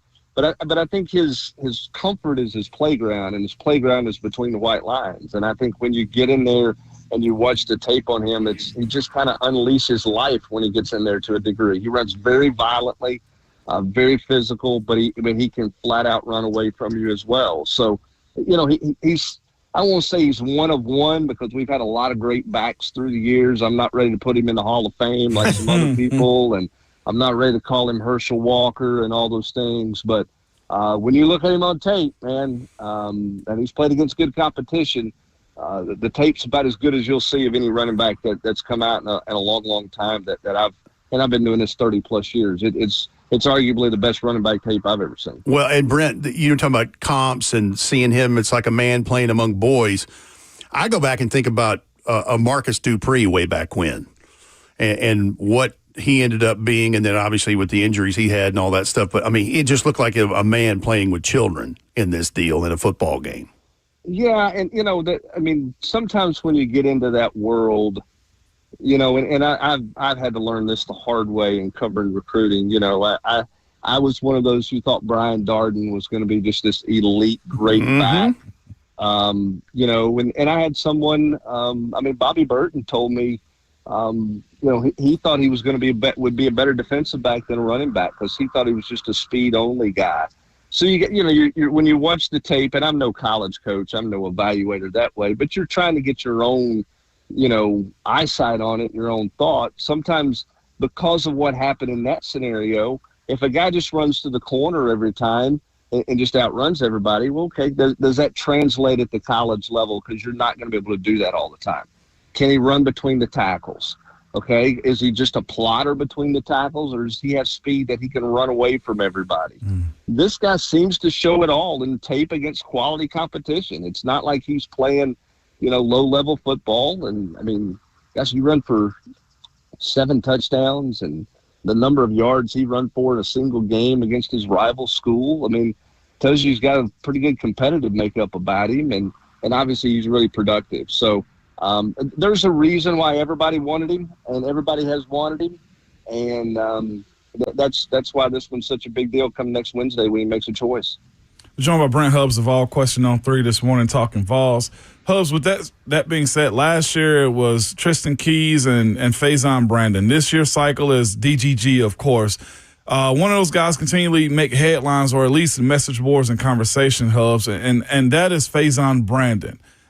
Is it fair, I guess, for him to be this strongly considered to be a starter with no real time on task inside of SEC stadiums other than practice right now? Because this back and forth between he and George McIntyre is not even really getting started yet. It's going to be insane, I'm sure, your coverage of their competition in training camp. Well, the reason it's fair to say is George has got 3 games under his belt and is less than 100 yards career passing. He's been here a year, but he's not. It's not like you're talking about a hot shot, high-profile quarterback coming in and he's trying to beat out a 2-year starter. That's not the situation you're dealing with here. Basically, you have 2 guys that are almost even in experience. Now, one's been on the college practice field longer, but, I think that it's certainly fair to say that Faison could start. I think it's unfair to say that he's definitely going to start. Now, you can call your shot, make your prediction. There's nothing wrong with that. I don't think anybody is writing it as multiple sources in the program tell them this, because that's not the case. The reality is, in less than 3 weeks, Tennessee's going to, just a little over 2 weeks, Tennessee's going to go to the practice field, and it becomes real for everybody involved in terms of winning that job. And you can have the momentum. You can be the expected guy, but you've got to go out and you've got to prove it. And for Faison, I think the challenge and the interesting part for him is in the spring, it was house money, right? He was the brand new thing and nobody knew what you were getting. And it's like, hey, okay, we'll see how you can come along. And then he comes out of spring and he thinks, and rightfully so, based on the way he played, hey, I can win this job. Well, now there's expectation to win the job. How does he handle himself in fall camp? Is he the same guy he was in the spring when he was cutting it loose and going and playing, or does he become somewhat conservative? How does George handle it? George, went through spring practice and all the pressure was on him because he was supposed to be the guy. Okay, well, he didn't run away with it. Well, now how do you handle that if you're him? Do you curl up in a fetal position and say, well, I don't have a chance? Or do you put up your, strap up your big boy boots and go fight your rear end off to try to win the job? So there's a little bit of a mentality shift, I think, or potential mentality shift between both those guys as we get into fall camp. But the bottom line is, who moves this offense the best? And this offense doesn't move with 16-play, 70-yard drives. This offense moves with vertical passing, big plays, splash plays, guys who are willing to rip it in there, as Joey Halsley likes to say, Who's going to go do that? Who's going to thread that needle of being responsible and taking care of the ball, but also pushing the ball vertically down the field, making the big plays that Tennessee looks for in their offense? And that's not just throwing it over somebody's head. That's squeezing a crossing route in traffic and those types of things. The person who does that the best in 2 scrimmages in August is going to be your starting quarterback, regardless of what all the speculation is right now. And I get the speculation. It's July. Why are we not speculating on it, right? Right. It's football. We always speculate and overpredict. Hubs, I don't know if we've ever talked more about a strength and conditioning coach than we have with Derek Owens. We speak about the pressure that the players have to perform.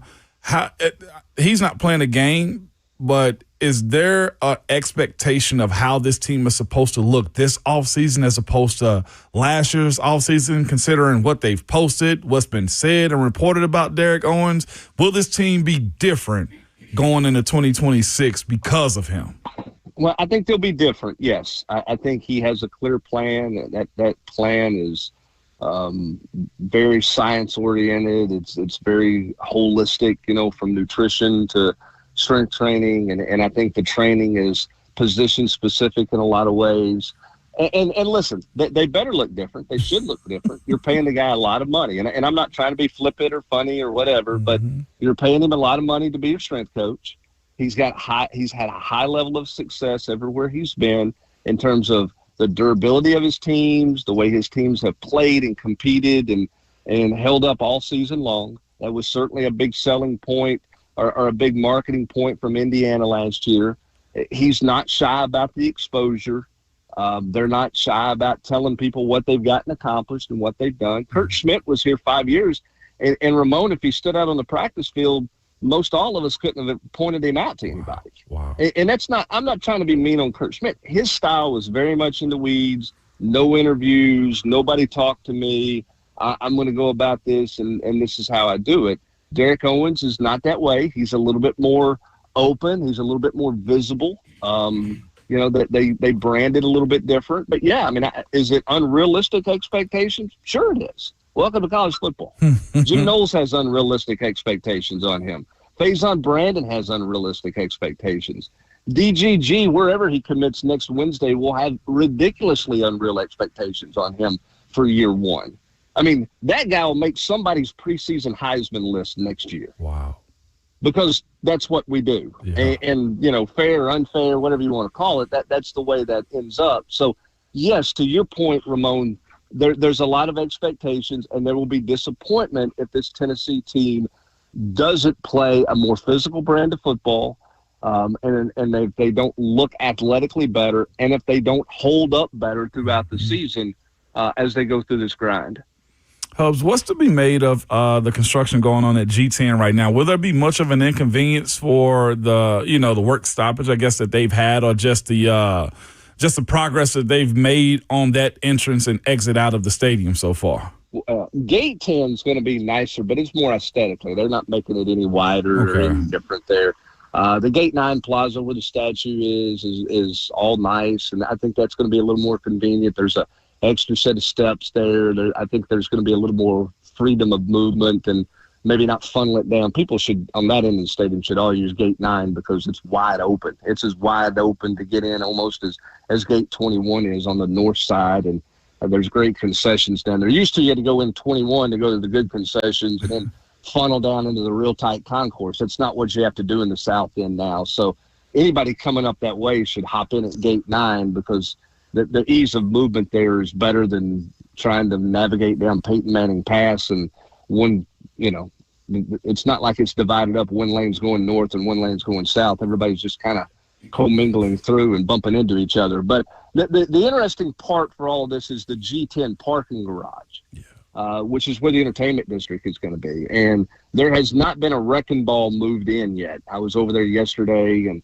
nothing has happened there. And I think the question that I have when I get a chance to visit with Danny White next is there a date in mind where it has to be started by, or you put it on hold till next spring and you get through one more basketball season?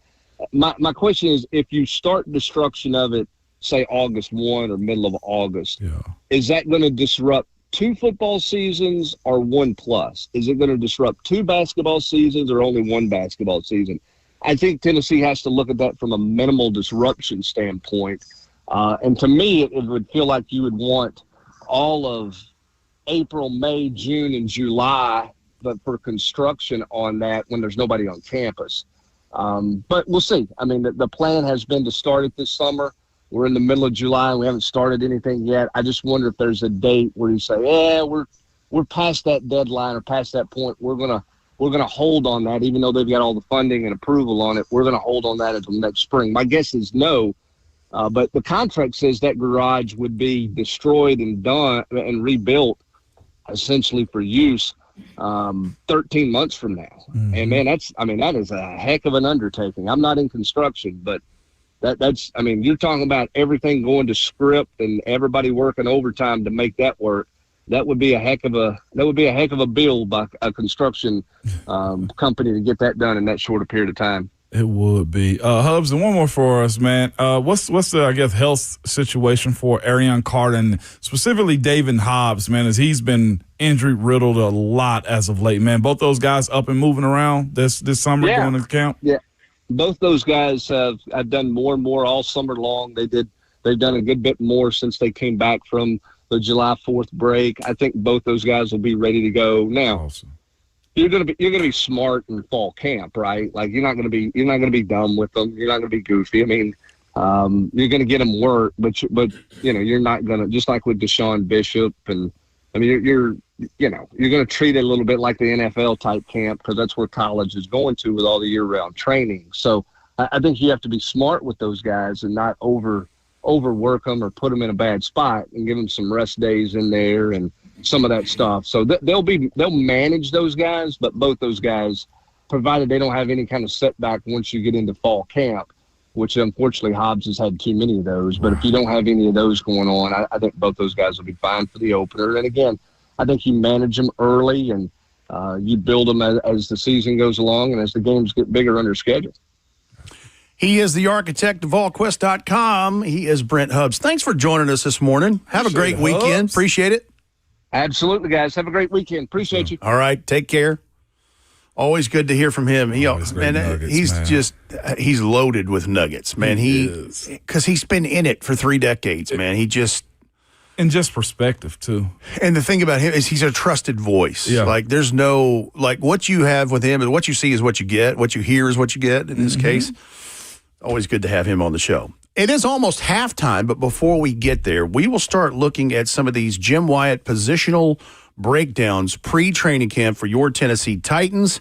We'll grab a position and discuss what he wrote at TennesseeTitans.com as you listen to Ramon and Will. It's right here on 104.5 The Zone.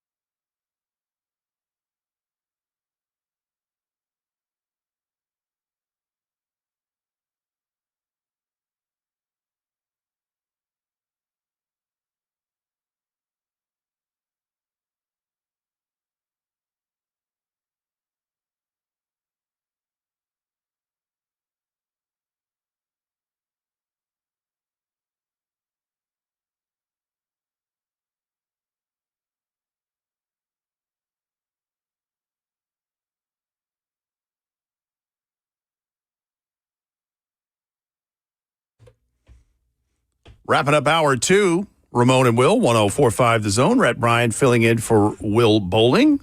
Ramon Foster here. Justin Hawkins here behind the glass. And we had a great show so far. Lots of topics to roll through in this.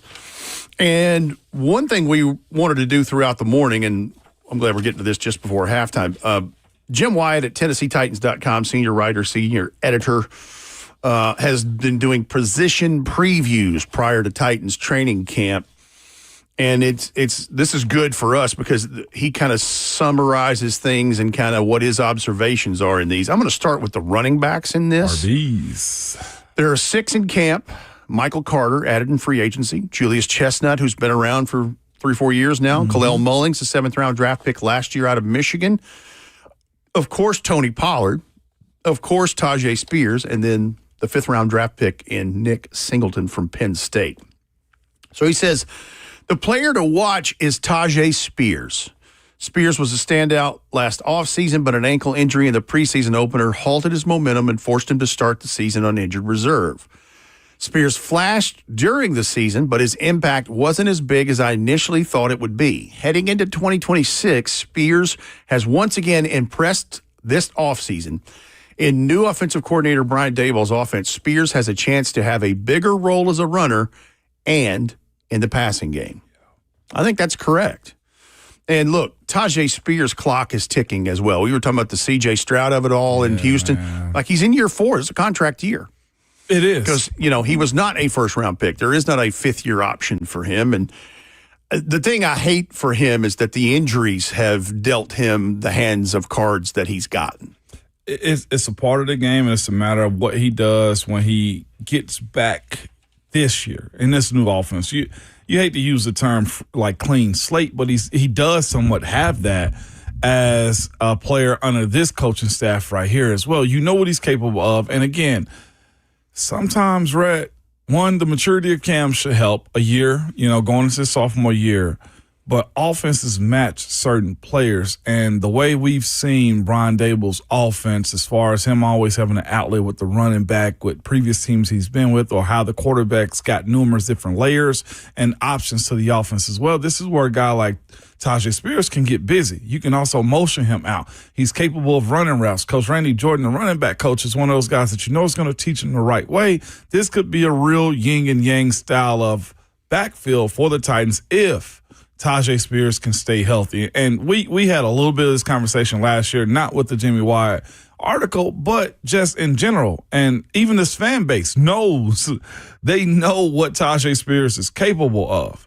It is the constant promise that, hey, this year could be the year. And I know player to player, if you ever want to see a player be down, watch one be injured. And watch one also know how good he could be, but can't actually show it. And I feel like Tajay's feeling this as well. Like if you've dealt with him, you've talked to him numerous times. So he wants to be the guy that he know he can be at Tulane in the NFL. But that injury bug has been next to kin to him almost. No, the fire's always burnt. It's always there burning. It is. It's the soft tissue, and there's been some concussion things unfairly to him. Again, it's just stuff that happens. It's collateral damage. But what it's football injuries. That's right. He's not doing anything silly off the field. Nope. And that's why he continually gets these opportunities. No, his mom and dad in rural Louisiana put him in football so that he would not get in trouble in the streets. Yeah. And so, he's wired right in that part, and as well as the rest. So his observations, Jim Wyatt's, he says Tony Pollard was once again doing his thing out of the backfield, looking steady and reliable, with Spears flashing as well. 5th-round pick Nick Singleton limited early in the offseason as he recovered from a college injury, and really it was an injury in pre-draft stuff at the Senior Bowl in one of those practices. He broke his 5th metatarsal, I think, on his right foot. But he looked comfortable and more impressive in the latter OTAs. Michael Carter, previously with the Cardinals, has had his moments while returning backs. Julius Chestnut and Kalel Mullings competed as well. What I think the Titans need to see in camp, he says, for starters, the Titans hope all these guys can stay healthy, 2-hour point, and competing throughout. He said, the hunch here is the team will end up keeping 4 running backs on the 53-man roster. Barring injury, Pollard, Spears, and Singleton figure to be in the mix, with the race for that 4th spot being up for grabs. That's the other part of it being a clean slate, Rat. You got a veteran like Michael Carter that's coming to it that was picked by this staff as an outsider to come be a part of this offense. You have, of course, Julius Chestnut, who I think has a defined role as a special teamer. This is where I feel like he and Kalel Mullings will be in competition with one another. And of course, Nick Singleton's the draft pick that the staff picked. If he's picking 4, it's going to be hard-pressed to figure out who the first 2 out. I just don't know how to call it on this one. Kalel would be the one behind the 8 ball in this. He'd be one of those couple. But if he has a real good special teams preseason, then that conversation is much different. Because just respectfully, we say this, there are 53 jobs, and running backs usually is a 2-man tandem. Yeah. And I don't see a guy like Kalel Mullings just yet playing that role. So it will, if he's smart and look himself in the mirror, he and Bones Fossil will have to be best friends going into training camp because that's going to be his pathway onto the team. Halftime is approaching at Ramon and Will. When we come into hour 3, you think the Titans have storylines coming into training camp? Deion Dawkins had a recent interview on Good Morning Football talking about what the Buffalo Bills are and trying to maintain what they're doing and get over the hump. That is ahead as you listen to Ramon and Will on 104.5 The Zone.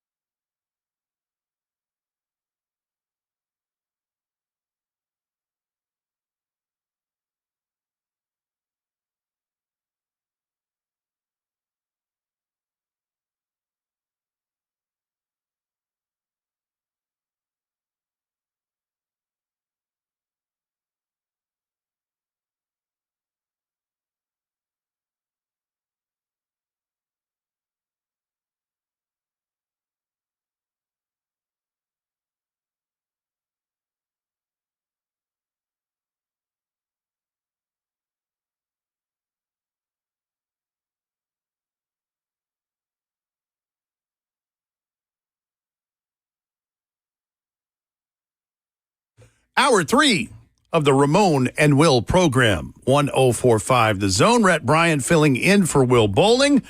Ramon Foster alongside.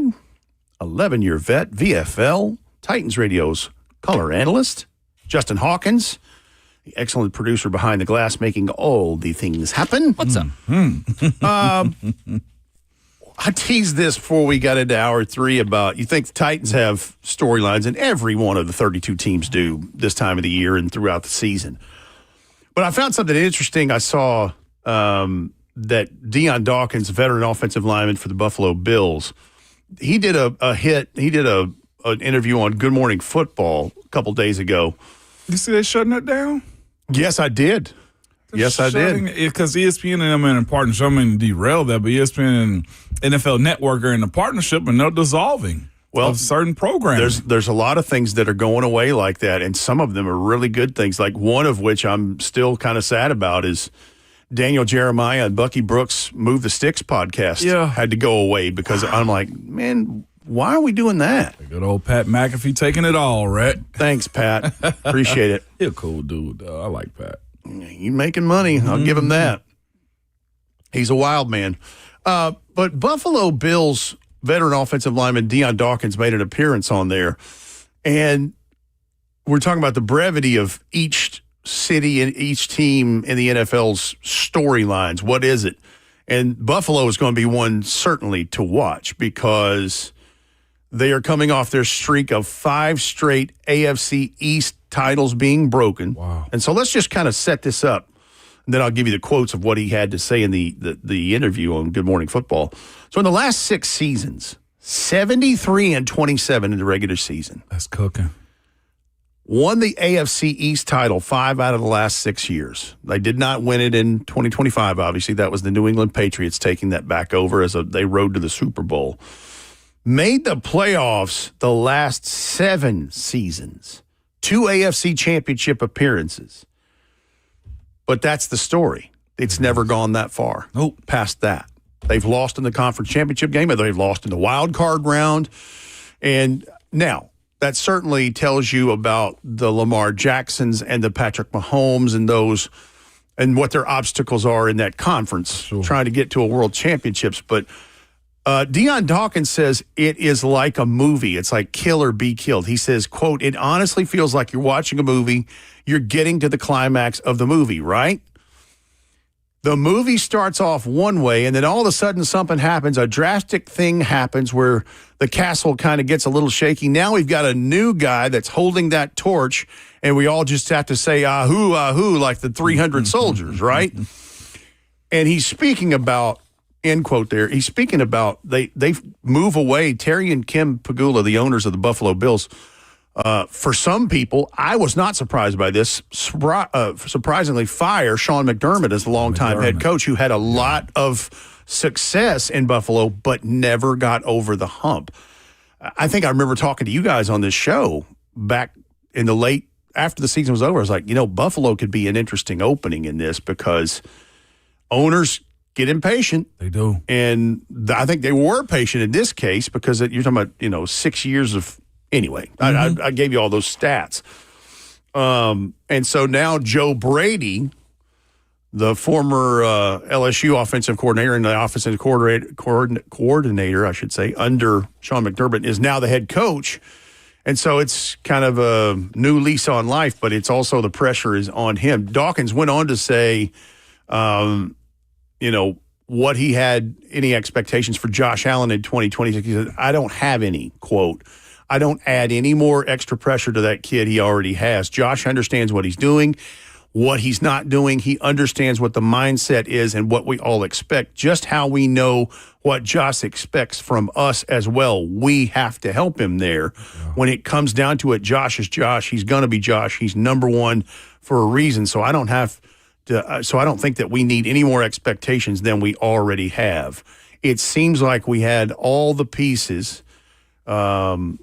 It seems like we need all the pieces around him to continue to get better to help him get over the hump, because if Josh is number one, he's at his best, right? If I'm not top 10 or I'm not number one, that means I'm not at my best, which means that I have to do better. Dawson Knox, Dalton Kincaid, Joe Brady, James Cooks, everybody has to do better so that we're all going to be that and do that so that we can get over the hump and be exactly what we want to be and stop talking about it, right? Wow. End quote.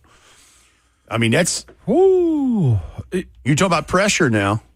Right. Well, that brings the question, too. Like, the pressure is on Robert – and I'm sorry to interrupt. No, it's on Robert Saleh and – it's on Brian Dable and it's on Mike Borgonzi and all these because they are trying to pull it out of the doldrums in this. Yeah. But there's the other side of the coin where you have had consistent success but no world championship tied to it. And the fascinating part for is a guy like Deion Dawkins, the starting left tackle for the Buffalo Bills, to have this type of narrative is, I think, one, I would say not selfishly, but personally, he's looking at his own clock. He's 32 years old, just turned that in, I think it was April of this year.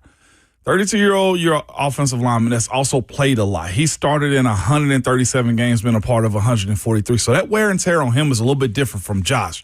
Josh Allen, I think, can have a second act. The way Patrick Mahomes is doing right now, going into year 10, he's got more time on task. What he's hearing right now as far as the movie apex or climax that he's talking about, I think he's looking at his offensive line. He's looking at the skilled players that they have. He's looking at the youth that they also have on the defense. And he's also looking at the outlook of the entire, let's just stay on one side of this league, the entire AFC and what they've run into. Rhett, is one thing, and you've dealt with this and you've lived this life with the Titans as well. It's one thing to get through 16 games at first, now 17. It's one thing to get through the 17 games. And since Josh Allen has been in this league as a starter, his record as a starter since 2019, when he finally took over, he's been 10-6, 13-3, 11-6, 13-3, 11-6, 13-4, and last year 12-5. They've won a lot of games. They've been one of the most premier teams in the NFL on the AFC side. They've got superstars. They got a league MVP. They got an offensive line, and they had a good coach in Sean McDermott, now with a new coach also as well. This story that he's speaking of, Deion Dawkins, is about the pressure to win. You mentioned pressure a second ago, like it is a privilege, but it's also other people that are facing the exact same things that they are as a team. And sometimes that pressure ticks you off. It makes you mad because you know as a team, and Buffalo Bills know they are a damn good team. But you know what they have in front of them? Patrick Mahomes. They got Drake May, Lamar Jackson, Joe Burrow, Justin Herbert, the Houston Texans defense. From time to time, you get something out of hopefully Jacksonville. Cam Ward and the Tennessee Titans. And that's just one side of the coin. You said it well, and I'll add one thing. It's pressure, bro. You said it well as far as what you're hearing from Deion Dawkins from this interview, and I'll add one thing. Yes, his clock is ticking. Yes, they have a loaded roster. The other part of it is they've paid their quarterback. They've paid a lot of veterans, and the clock is ticking on the financials of it. You're not going to be able to keep the band together. The salary cap is real because look at what the Kansas City Chiefs. Patrick Mahomes has this monster quarterback contract, and he's already kicked the can down the road, 2 or 3 times? Mm-hmm. With some things to create cap room each fiscal year in March. And that's the big clock that is ticking in all of this, which also may lend to why Terry and Kim Pagula moved on from Sean McDermott and hired Joe Brady as the head coach of this football team. You're trying to find the next answer.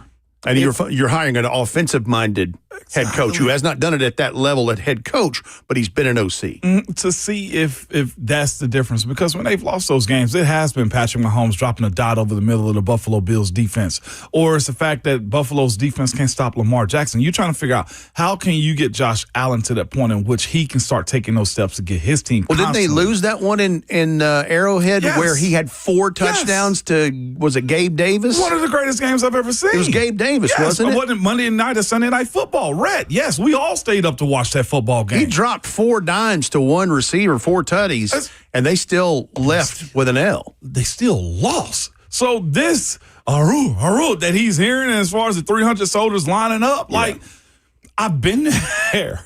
I've lived this There's life. a new King Leonidas. It is. And like you said, with these young quarterbacks that are coming to the fold, too, it doesn't get easier. And that's why, like, being bad is hard in the NFL. Like, that's one of the hardest things, but also being good is, too. They're looked at like your little stepkids or little brother. It's like, but you're cute, man. What are you doing? That's the way we look at the Buffalo Bills right now. Because they hadn't hit that point of getting over Patrick or New England now for themselves. It's what you say all the time, Ramon, about how hard it is to win in the National Football League. And you're talking about a storied franchise that's been around with the AFL induction now with the Oilers and all them back in 1960. But a storied franchise that has seen heartbreak, went to and lost 4 straight Super Bowls. Man, if I was a Buffalo Bills fan, we think Titans fans are shaky.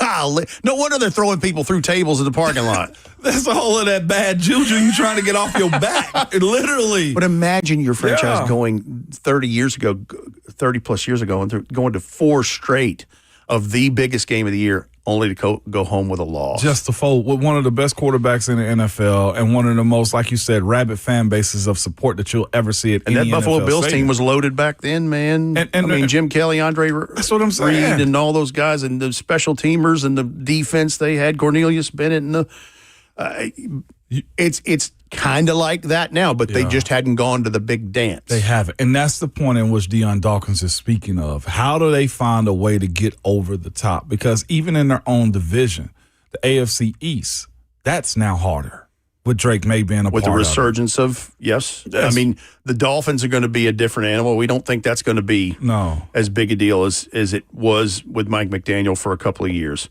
But yeah, it's that division for forever has really seemed like it's been between New England and Buffalo anyway. Yeah. But I wanted to bring that up this morning because I think the Titans have stories and some issues. Imagine these. And these are good problems to have. Champagne problem. Like, I'm envious. I'd be honest with you. I'm jealous.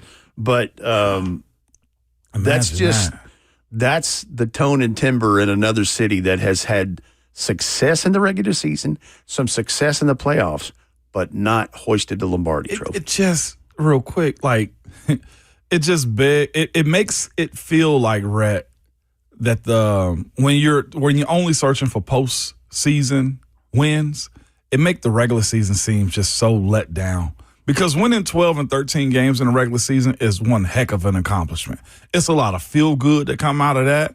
You know you're getting a playoff check. You know that your home team, your home fans have seen you win games. You're getting, primetime games. But as you mentioned, like, you'd love to have those problems. Hell, we would most definitely love to have those problems here. Yeah, because we'd be talking about 7 straight years of playoffs. Double-digit wins. Yeah. But hearing him speak about the next step, that's what I tell most people. It's almost like the dog catching the car finally. What do I do with it now? What do I do with it now? Like, Buffalo Bills are catching catching the car every single year. But they don't know what to do when they get to the postseason. And that's what makes the playoffs such a different animal. Because clearly the teams that raise their level of play and they give a crap or don't give a crap, they're the ones that fight and survive in advance. And there's also injuries that play into that, and teams that get hot at the right time, and teams that cool off and back their way into the playoffs. Buffalo's done some interesting things, and they have a franchise quarterback. There's no question. They got all the pieces in place as far as I'm concerned. But what can they do with it? That's the question. That's it. And this we're here waiting for Cam and the Titans to take that step that they're getting to. Like, 12 wins in a regular season, is a great friggin' feeling, Rhett. I wish that the quarterback series on Netflix would have a season like that. I would love to see Cam Ward tasting those fruits of victory, knowing that he would say it's not enough unless there's a world championship. But you see what he went through last year, no doubt, in this thing, and it's that's the telling part of it. All right. Time out now. When we come back, Dawn Davenport of 3HL is going to join us as they're heading down to Tampa to observe and interview the people and the things that happen at SEC Media Days. We'll get her perspective and thoughts on what that looks like next week as you listen to Ramon and Will on 104.5 The Zone.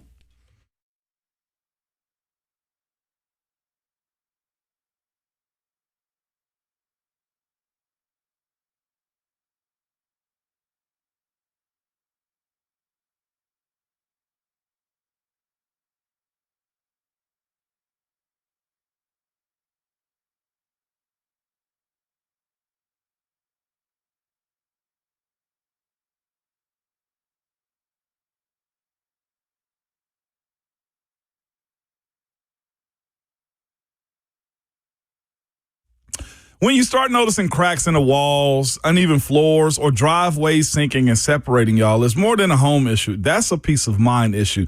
That's why who you choose for foundation repair and concrete leveling, it really matters, because our houses are living beings for the most part.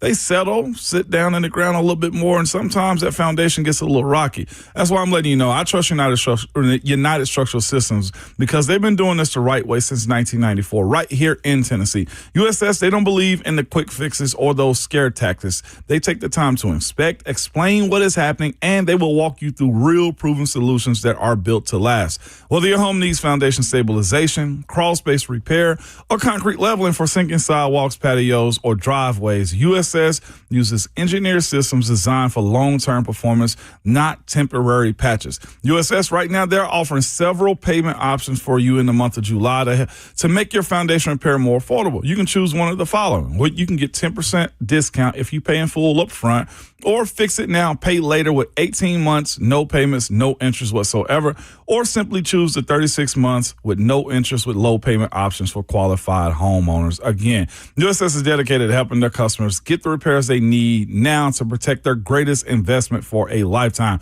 Again, one of the best companies out. They're so good at it that they'll tell you if you don't need work and just walk away from it. So go ahead and give them a call and learn more at USSTN.com.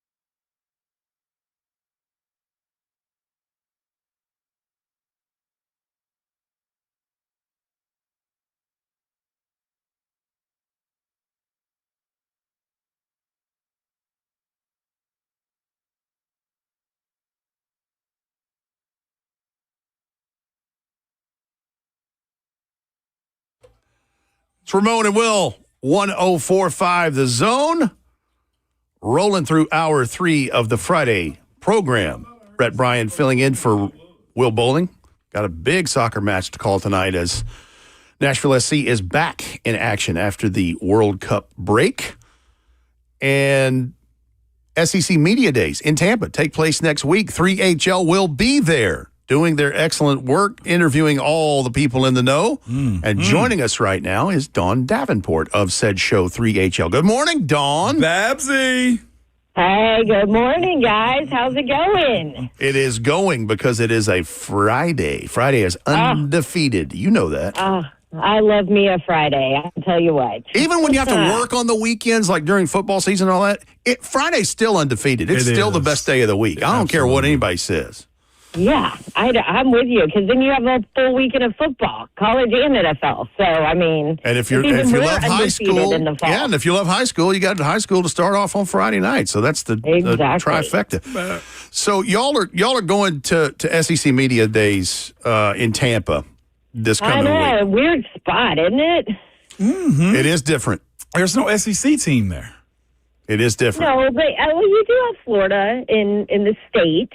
So, I mean, honestly, I expect a pretty large contingency of Gator fans to show up there, since it is the first time in Florida, right? They have a new coach. They're all, or a new outlook on life for Florida. Like, I expect that there might be some fans that show up. When we're in Birmingham, it's like nothing but Alabama and Auburn fans that show up. So, it should be interesting to see with a different spot. So, Dawn, speaking of coaches, you're talking about a new coach in Florida. What coach are you most interested to hear from this coming week?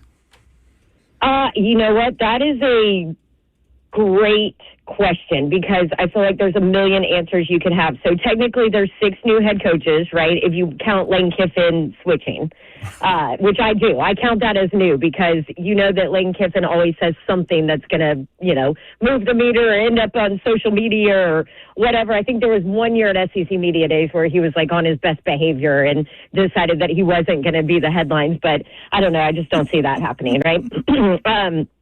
So, like, with Lane Kiffin, I think he's always one of the sitting coaches in Sark. He has been super vocal this offseason. He's, like, throwing shade at other programs. He's talking about how good his team is. I mean, like, he feels really good about his team. And let's be honest, I think he should, right? I mean, they've paid a lot of money. They have a lot of weapons. They've got Arch now in another year. And, he is the talk of college football. So I'm curious to how Sark handles it, just because of everything that he said in the offseason. And then from a new coach standpoint, obviously Pete Golding at Ole Miss, like, there's no filter there with him, right? Like, you've seen him. He is just straight up ball coach, and I think he'll say whatever is on his mind. We mentioned Florida, John Sumrall. We've got Will Stein at Kentucky, which I feel like a lot of people maybe don't know a ton about, and he'll be on our show. So I'm excited to kind of hear him and just hear his offensive philosophy and that whole thing. You've got Ryan Silverfield at Arkansas, who I know well from his time at Memphis. I've actually worked every single one of his bowl games that he's won. Wow. So he'll join us. He's like, oh yeah, we'll join them. She's a good juju. But he's hey, whatever works, right? Awesome, exactly. But he's awesome. So I'm curious to hear from him at Arkansas. And then for me personally, selfishly, right, Alex Golish is one that I can't wait. We have him on Tuesday, is Auburn's Day, so we'll have him on along with it's also Vanderbilt's Day, so we'll have Coach Lee and all their players on as well. But I want to talk to Golish because and Ramon might have a little bit of familiarity with him, just people know him from his time at Tennessee, but I have never covered him. I've never covered one of his games when he was a head coach. So I am curious to see kind of what he has to say with his quarterback. I mean, people are talking about Byron Brown and what former he Baylor was able thrower, to do.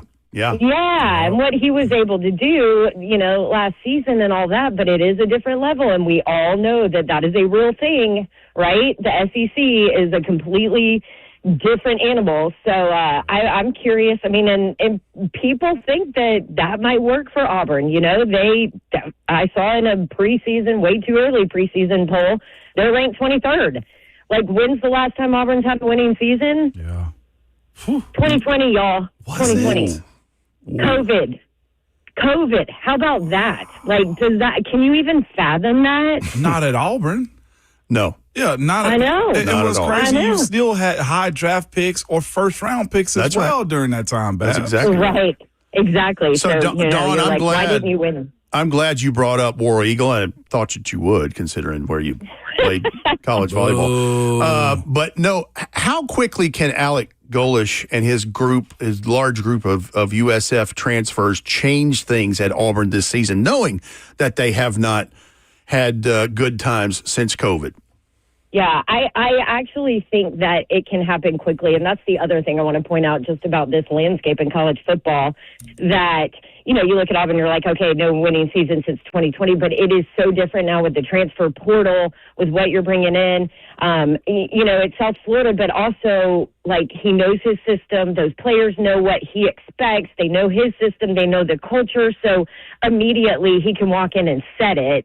And you've seen it with other coaches that have switched and taken their players with them, that immediately that culture is set and you have guys that know you and know how you do things. And so that makes, I think, the transition a little bit faster, right? Because you're not having to walk in. And it's, right, you can speak to this. It's probably similar when it comes to the Titans, with Saleh bringing in guys that know him, with Dable bringing in guys that know him and his system and what he likes to do. It makes the transition a little bit faster because they can bring other guys along quicker with them because they already know, you know? So I can see that happening with Auburn. And at the end of the day, like, Auburn, even though there hasn't been a winning season, the talent has been there. I mean, we've got one of them sitting on the Titans roster right now, you know? Like, the talent is always there. It's Auburn. You just have to have the right coach and the right quarterback. At the end of the day, has been Auburn's problem. You got to have the right quarterback to bring it out. And we'll see. I mean, time will only tell, but I think it can be done quickly, Rebby. Okay. We're joined by Don Davenport, a.k.a. Babs, the 3HL, and also ESPN sideline analyst. Mm-hmm. Babsy, I have a conundrum, I guess, and I want you to kind of piece this out for me since you know him so well. But there's one team in the SEC as of late that's kind of just been stuck on the back end of almost everything, where they're very hopeful, and next thing you know, you don't hear from or about them, and that's Arkansas. And what they are. I think they're slated to finish last in the SEC, but we know how the preseason stuff goes. You just never know how it is. Does your friend, I guess is what I would call him since you've been around him so much, head coach, does Ryan Silverfield understand what he's getting himself into while going to Arkansas? And he did everything he was supposed to. He used Memphis for how they've been as of late. Every coach has gone through them, has gotten a big Power 4 job as of late, and he's gotten one now in Arkansas, just going to the west of Memphis. Babs, what do they need to do as a school to get football back to where it was under D-Mac and Felix and all those other guys that they've had as of late? Yeah, I mean, it's in this day and age, too, it's hard to win at Arkansas. Like, they have the money, but you've got to have the right coach there that's going to convince people to make sure that they put in the money to be able to get the players and succeed, right? And I'll say this about Ryan Silverfield. He was able to do it at Memphis. And, you know, there's a lot of money in Memphis. Yeah, there really is. And there's, like, this misconception that, Memphis, you know, was able to win and didn't have a lot. No, he made sure that they had resources. Like, he fought for them. His players absolutely loved him. And with him going to Arkansas, he's in a similar recruiting footprint. He knows the areas. He knows all of that. Like, I think with what he wants to do offensively, it's, you know, high-powered, high-tempo, let's go. I think that he has a chance to succeed, but, you know, it might take him a while because we've seen it with Arkansas. Like, we thought Sam Pittman was the guy. He was a perfect fit for Arkansas, right? Personality-wise, all of that. Maybe just not a perfect fit when it came to what they wanted to run and do it at Arkansas. Like, he gave full autonomy to his coordinators. Like, he was like, what are we doing offensively? Great, that's you. You're the OC. Ryan Silverfield is not that. He is very involved. on both sides of the ball. And I think from an offensive standpoint, I think it's going to be a change, and it might take him a while, yeah, but he has some talent there. But I think that he can certainly convince, your big-time donors in Arkansas that, hey, I'm the guy, and it's time to reinvest in Arkansas football. They literally and figuratively have the biggest donor potential in the world with the Waltons, right? In the world. I mean, they got, like, I remember when I was playing volleyball at Auburn, and they didn't have an airport there. And we had to fly this little podunk. Like, every Arkansas trip, I'd be like, oh, dear Lord, please just let us survive. Because that flight was, like, insane. It was puddle like, jumper, yeah. Oh, and it was terrible, wasn't it? Like, you always thought that you weren't going to make it when you had to go play at Arkansas. Like, that's the family that made sure there was a brand new airport built there, Yeah. I mean, the resources are absolutely there when it comes to Arkansas. So I think as long as he's given time, I think that Silverfield can do some work there. And this is the other thing. People don't realize, like, he stayed at Memphis. He had some other opportunities, and he stayed because he was like, God, my team is good. I know that, we can be that one group of 5 that makes the college football playoff. I've got this talent. I've got this loyalty from these kids. You know what I mean? Like, he was able to keep a lot of guys that maybe you were thinking, okay, that guy's going to leave Memphis and go to a Power 4 school or whatever. Silverfield was great with relationships and demanding them from his players and all of that. And, he had some opportunities to leave, and I think he waited for one that him and his family really felt was great, Yeah. Ramon, did you meet him at the Hall of Fame, at Slay's Hall of Fame induction? I did not. I don't think I did. I would. Okay, him and his wife were there. I think she was about to have another baby, actually. But they were, bless her. So they were there, and he was there representing Memphis because they won an award for, something there. But he had multiple opportunities to leave and waited to choose the one that he wanted. No doubt. He's 50-25 as a head coach and 4-1 in bowl games. He knows how to win. I worked all 4 of those bowl games. Look at you. That's crazy. No wonder you lined up the old interview on this coming week. Exactly. Yeah, he was good. He's good with coming on. Babs, I have to ask you, because you're the Big J journalist and all this, even though you won't take credit for it. You do your research. You do everything. And in a space like SEC Media Days, Big Ten Media Days, whoever the media days are, like, you have to make a decision as a coach like Lane Kiffin that you're going to make a headline, while most coaches just choose to shut up and say nothing. How do you get Babs information out of these guys in this type of setting? Because coaching is such a weird place. You don't want to give too much information because that one headline might lead to a play breakdown or a scenario that can bite you in the butt later in the year. How do you facilitate the conversation that you're having with these guys? Yeah, I think relationships matter too, and that's not something you can do immediately, right?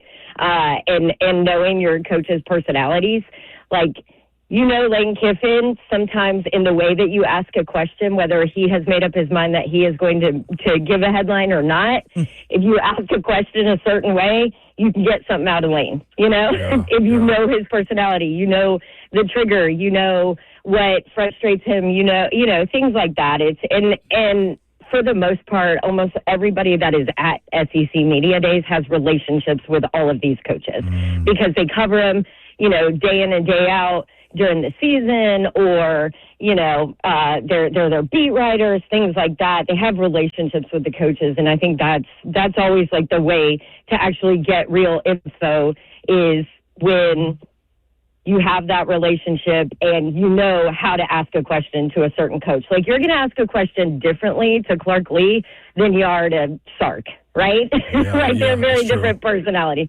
Or Lane. And so I think that's like a big part of it.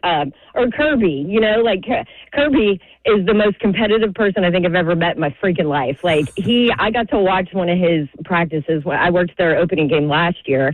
And he's great about letting the broadcast crew in to watch practice and all that. Like, he's an animal, man, an absolute animal. He's on his microphone. He's rocking it. Like, his personality lends towards, super competitive. If you could ask a question that gets into that part of it, like, you're going to get a legit, honest answer, right? Yeah.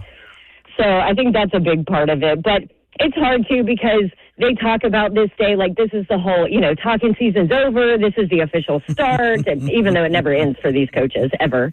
But so they talk about, like, what they want coming out of SEC Media Days. Like, I don't know if you remember Clark Lee for Vanderbilt, I think it was 3 years ago maybe, like, came to SEC Media Days and was like, yeah, we're going to win a national championship one day. Like, we have, yeah, and everybody was like, what? Yep. I mean, that was completely crafted. And then look what they did last year. Yep. They had, they almost had a chance. So, so everything is talked about and crafted and all of that, but sometimes these coaches will go off the path of what is planned for what they want out there. I tell you who else has to be a head coach and leader amongst men or of men.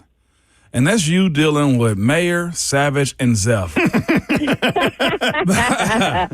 a lot of testosterone. Yeah. Where we at? Are you prepared? Have you slept well? Do you have a switch or a belt to get them in line with? What's going on, Babs? Okay, so do y'all know the whole story of where we're staying in Tampa?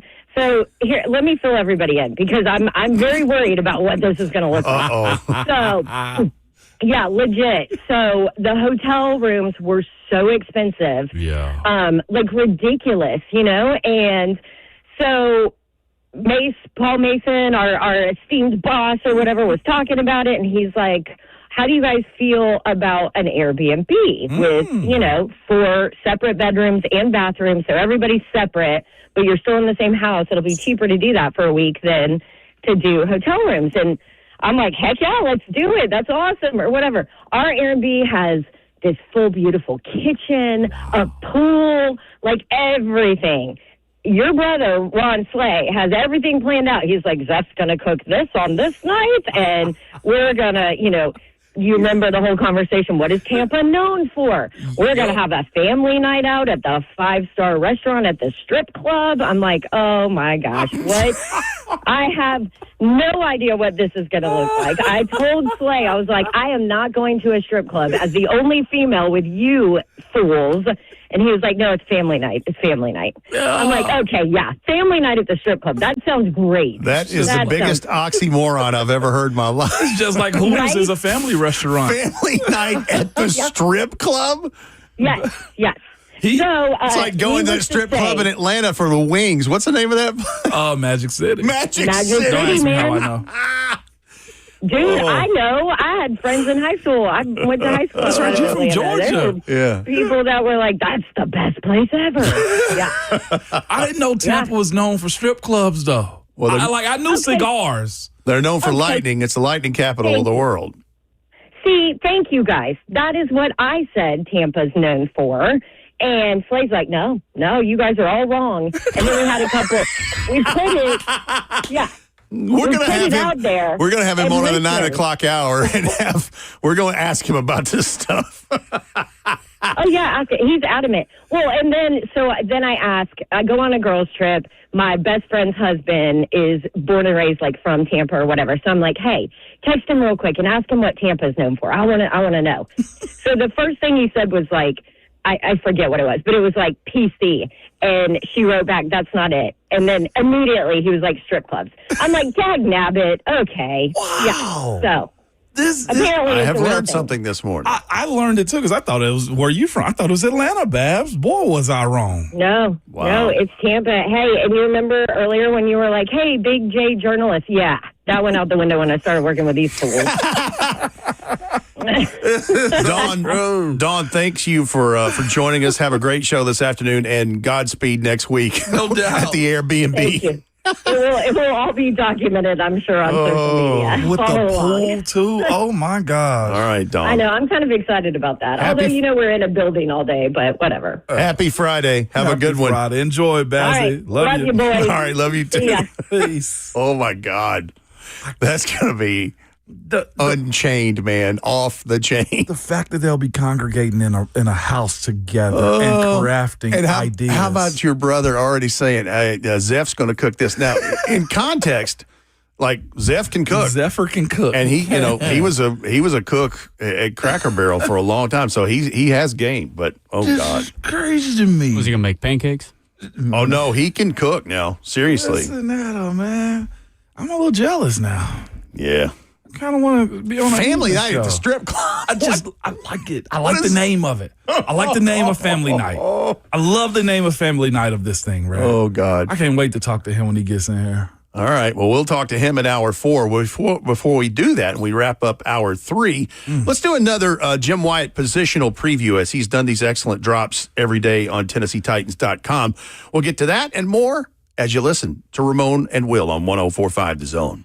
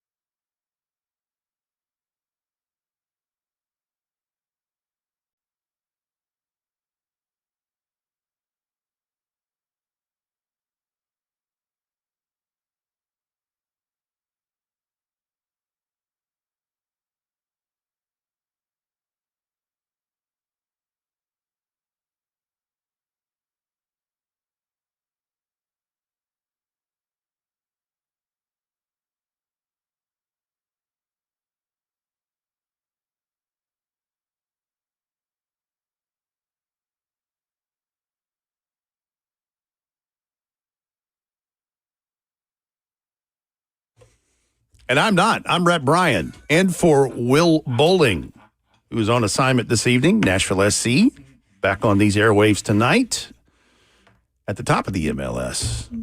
But I'm always joined by Ramon Foster. I mean, it is his show.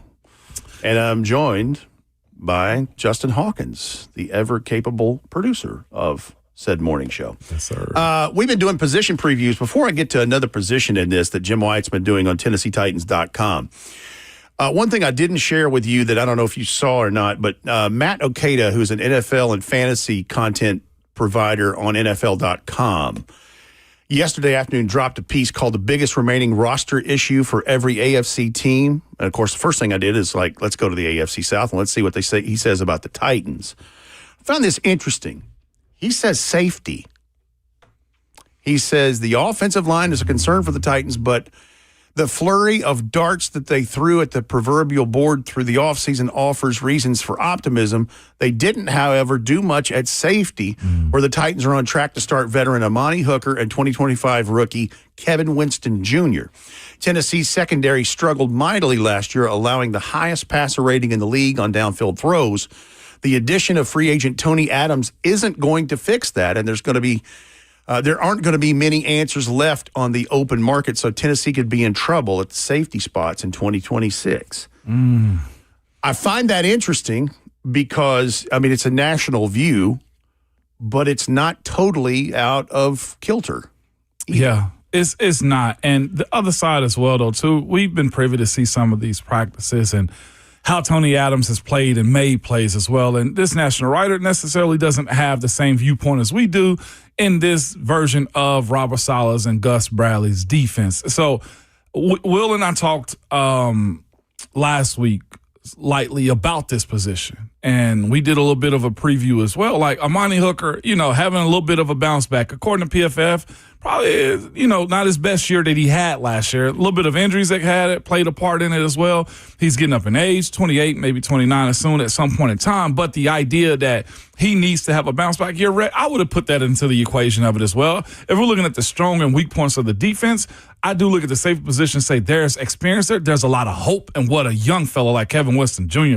can provide to this team. I know Gus Bradley's super excited about him. He's spoken about him. Jim White wrote about this in his safeties preview that he did on TennesseeTitans.com as well. But it's not just that. You do look at Tony Adams, you look at Amani Hooker, and you also look at Kevin Winston. And you say of those three, you got the pedigree for it, and you also got the experience with the first two guys. So I'm interested to see how they use each one of them because, again, Tony Adams has made Jim White's observations days review from OTAs and minicamp. He's making plays. He knows the defense and understands. He's also a veteran. There's a lot to be said about a guy that's about to head in the year 6, 7, 8 in his knows career. Robert Saleh's exactly. defense. So I somewhat side out of safety position just because of the bounce back component of it, Rhett.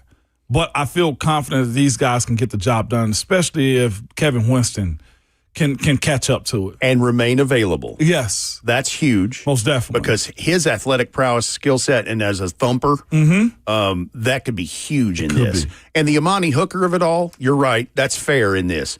But here's the one thing where I'm willing to give Amani a little bit of a pass. He was trying to do everything back there because there were so many things going on with the corners. And they've bolstered the corners in this with Alante Taylor, Cordell Flott, Marcus Harris goes into year 2 and probably will work in the nickel spot. But this may allow Amani to do more Amani things we've been used to. Because he's the Johnny on the spot safety. When the ball's in the air, he's around. Well, he's on his 3rd contract. That's what I'm saying. Like so, he's, you know you don't do that if you're not doing something right, and right? It also, Bose, the conversation that you brings up, it pushes it a little bit more. When guys are lesser around you or there's so much change, you overdo stuff and actually screw yourself out of good plays. You're just trying to be, it's like a hovering parent, like Jayhawk's going to have to learn. All right, the fourth and final hour of Ramon and Will for the week on 104.5 The Zone continues. Big Ronald Sylvester Slay will make it in, and we'll do some more of these position previews. I didn't even get to the one because we were talking about the safety thing for a second, but we got some stuff to go over, and we want you to join along here on 104.5 The Zone.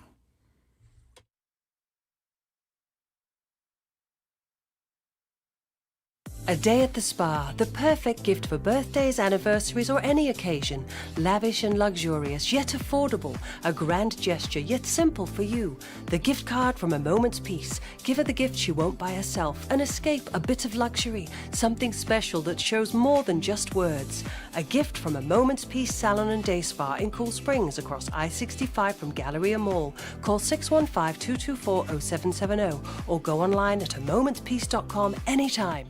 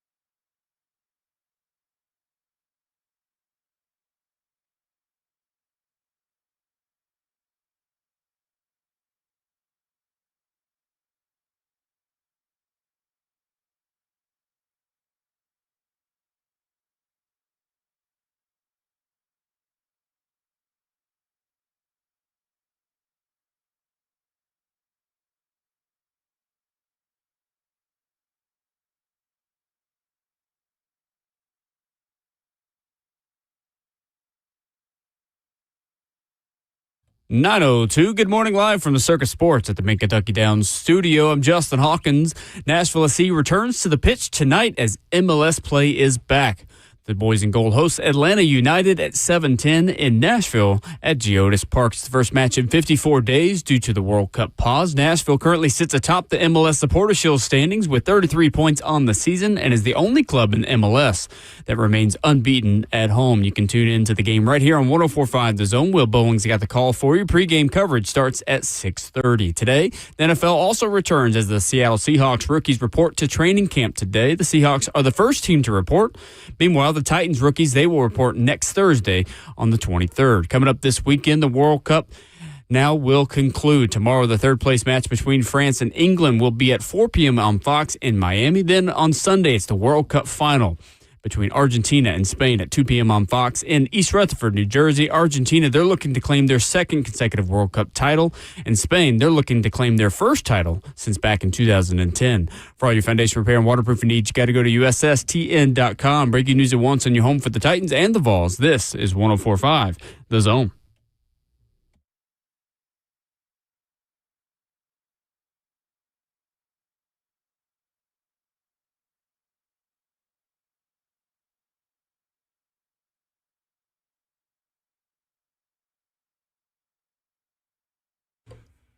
Four is up. It's the fourth quarter, the fourth and final hour for the week for Ramon and Will on 104.5 The Zone. Will Bowling on assignment this evening as Nashville SC gets back into MLS play. And you can hear that match right here tonight on 104.5 The Zone. 2 weeks away from training camp. So Jim Wyatt, senior writer and editor of TennesseeTitans.com, doing an excellent job as he always does, and has been releasing daily position previews via TennesseeTitans.com. And we've gone over one group with the running backs, but there's still some others that we have not done. Mm-hmm. And I'm going to go now to the tight ends of this because there are currently, and there's been, change there as Chigakonkwo is now a Washington Commander. Yep. And they bring in Daniel Bellinger via free agency because, like we were talking about with Don Davenport last hour, familiarity in college, they have players that transfer to another place where their head coach is or their position coach is. Well, that's the same kind of thing here. There's 6 tight ends in camp, Daniel Bellinger being brought in from the New York Football Giants. Kylan Granson, a 6-year vet from out of SMU, comes in. Gunnar Helm, the second-year man that they drafted out of Texas in 2025. Jaron Kanik, the final draft pick of this year's class, a converted linebacker to a tight end from Oklahoma. Mm-hmm. And the ever-reliable David Martin Robinson, who continues to build his profile and doing that off a very good special teams performer. I think he was the lead tackler on special teams last year. And then Joel Wilson rounds that group out. Here's the thing that Jim Wyatt said in this: Daniel Bellinger is his player to watch. They signed Bellinger back in March after he recorded 88 for 934 and 4 touchdowns in his first 4 seasons with the Giants. Bellinger's experience, familiarity with the offense that offensive coordinator Brian Daboll's brings to Tennessee should put him in a position to be successful right out of the gate.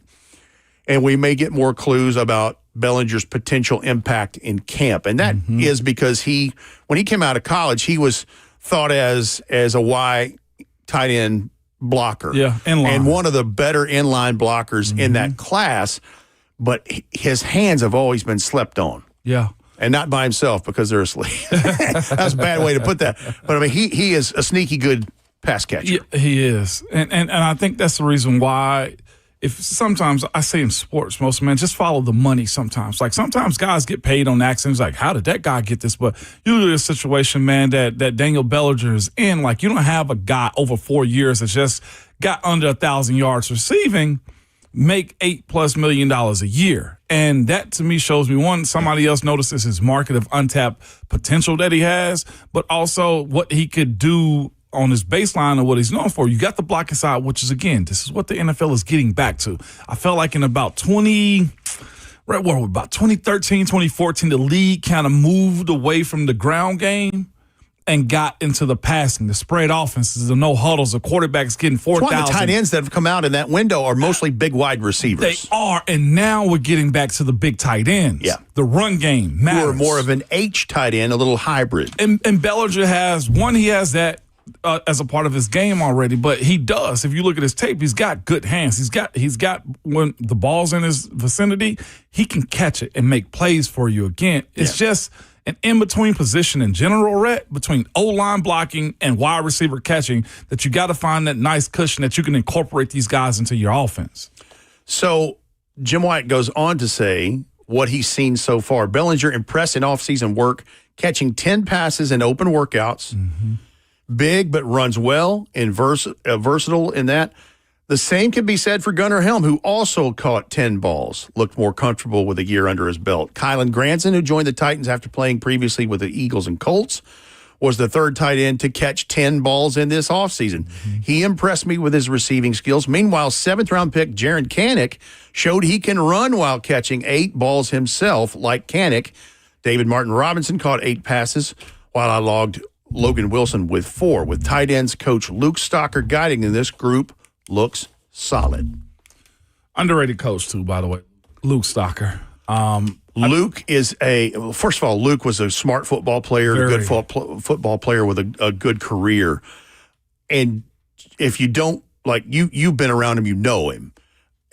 When you have interactions with him, you figure out, like, oh, this guy's legitimate. He gets it. And he's working his way up the ladder in this. But he is, he may end up being, at some point, one of the better underrated tight end position coaches in the league.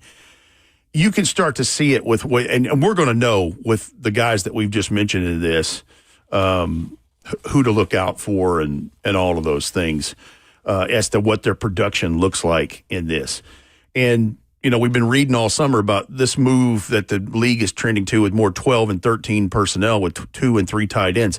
Looks like, from what we've heard from the offensive coordinator and Brian Dable, that it may be a little more 12 personnel in this. So he goes on to say he sees them possibly keeping 4 tight ends, with Gunnar Helm and Bellinger being the 2, and gives them a good chance to be a really good dynamic duo. And then Kylan Granson and David Martin Robinson maybe being the other 2 in that, because David Martin Robinson has that special teams part of this. It'd be interesting to see how that group shakes out. It will be. I'm excited to see how Jared Kanek plays and handles training camp this time around, because you see the shiftiness that he's got in his game, Rhett. I said on our show before, after watching him move, and I do remember him from the Oklahoma game last year as well, he could be a blocker. He could be a guy to take an end around somewhere. He could be a Kyle Juszczyk, is the way I see. There's some athleticism there. Very much so. And he plays from his college days, a level of physicalness too. Because of the linebacker transition. Exactly. So if he can have a component to his game where he can work on his hands, the jugs machine this offseason, to show that, hey, he can be a valid threat in certain sets, it could be a very promising, career, or at least rookie year for him. But as you mentioned a second ago against DMR, he better find a way to learn special teams first, though, before he gets involved in the offense. That's correct. And this is all, heaven forbid, injuries and things like there's going to be some things that's going to sort this out by nature before the other part of it. That's the part that's disappointing, is the injury part of it. Let's do quickly quarterbacks, because we know Cameron Anthony Ward is the leader in this heading into year 2. He says all eyes will be on Ward when training camp begins. He ended 2025 on a high note. His completion percentage and touchdowns went up. His interceptions went down. And what he's seen so far, Ward had some ups and downs during the offseason, but that shouldn't have come as a big surprise with all of the changes around him. One shaky week of OTAs generated a lot of buzz, but Ward ended the offseason on a high note. In the 7 OTAs that were open to the media, he completed 93 of 161 with 3 picks. And then the other part of this, where he gets into the meat and potatoes of this, Mitch Trubisky missed a few OTAs following the birth of his second child, but when he returned, he lit it up, and he did. We saw that.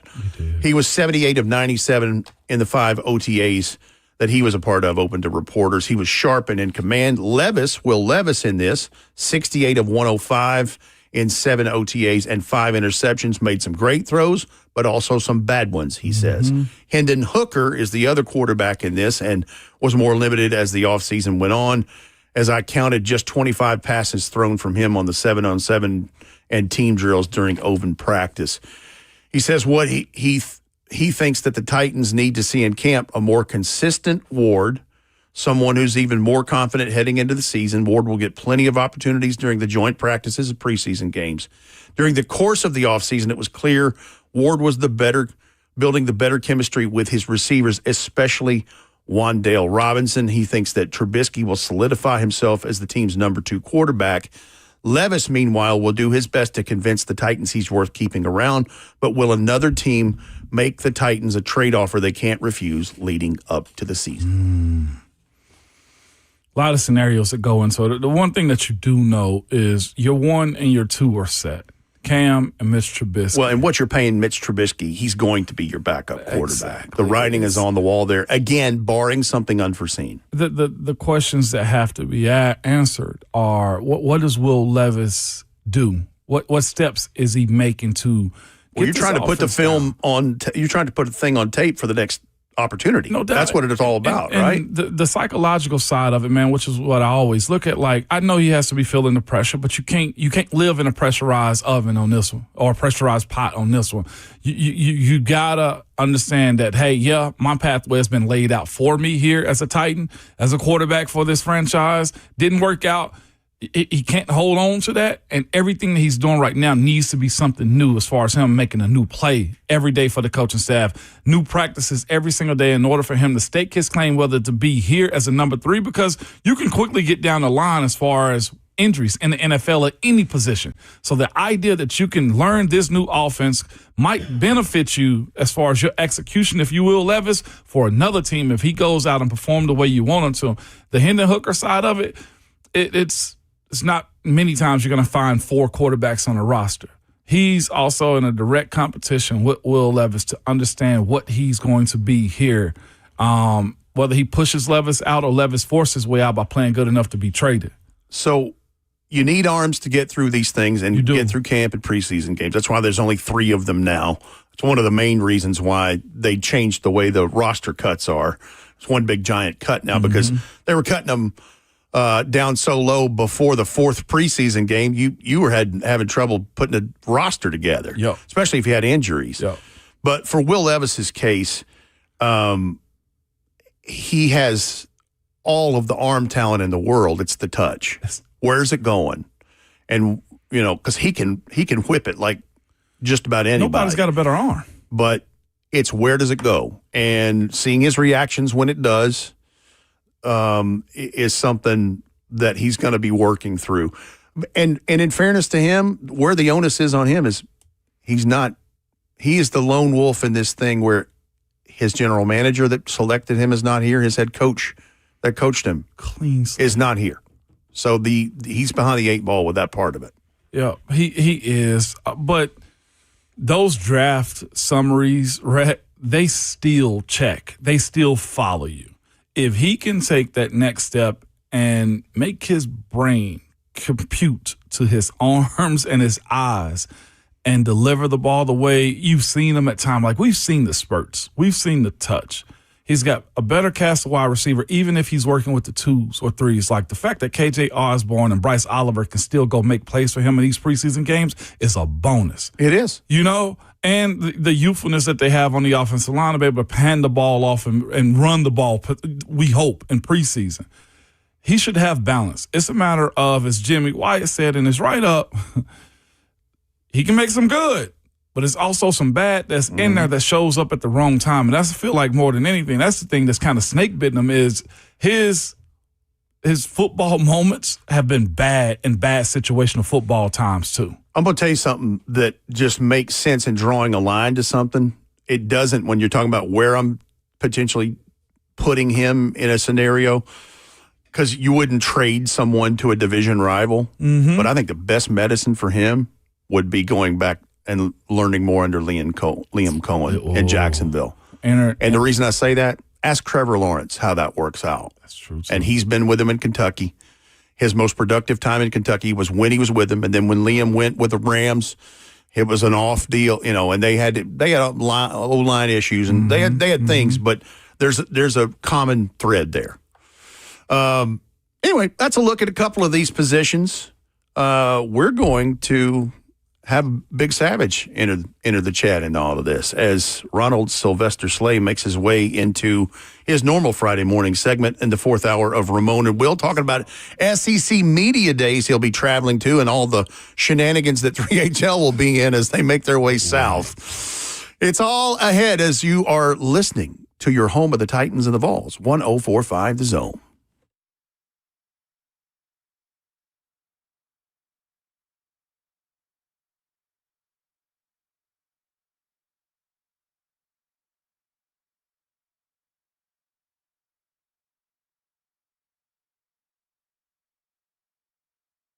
It's Ramon Foster for Hiller Plumbing, Heating, Cooling, and Electrical. Man, those types of issues right there will give you a headache around your house, whether it's your plumbing, your HVAC, or electrical, man. Most of the time, you don't know what it will cost you or if it'll get fixed right, or if somebody's trying to sell you something you do not need. I do know when you reach out to Hiller, they're experts. They solve your problems quickly, whether it be your plumbing, your heating and cooling, or electrical. And the price you tell is the price that you would actually pay. There are no hidden fees or surprises on your bill whenever they finish a job, which is a luxury. Again, everybody's trying to get an extra dollar from you. Well, guess what? Hiller doesn't play by those games at all. They will bring you the tablet, show you the work that they did, and itemize all the parts, the warranties, and everything else, and show you the bottom line of what you paid for with no extra. They've been in business for over 35 years and are family owned and operated. And their techs, very professional, very experienced, and also trustworthy. And when they are on their way, you'll receive a photo of the tech and a link to track them in real time so you're not sitting around wasting your time. They believe in their 100% satisfaction every time. Their motto is happy you'll be or the service is free. Listen, to learn more about Hiller or to book with them like I do, head over to happyhiller.com.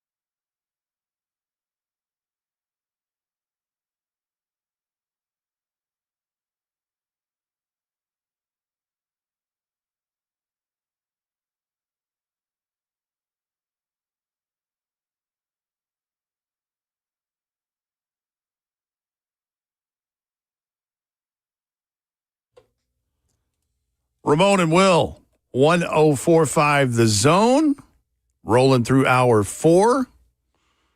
Rhett Bryan filling in for Will Bowling this morning with Big Savage, Ramon Foster, 11-year vet, NFL vet, and VFL. And on the line, the other Savage part of Savage Radio. What's up, Big Ron Slay? What up, going on? How we doing, man? Man, I'm cooling. I'm trying to recover from last night, man. Split happened. Not just split happens. Yeah. Split happened.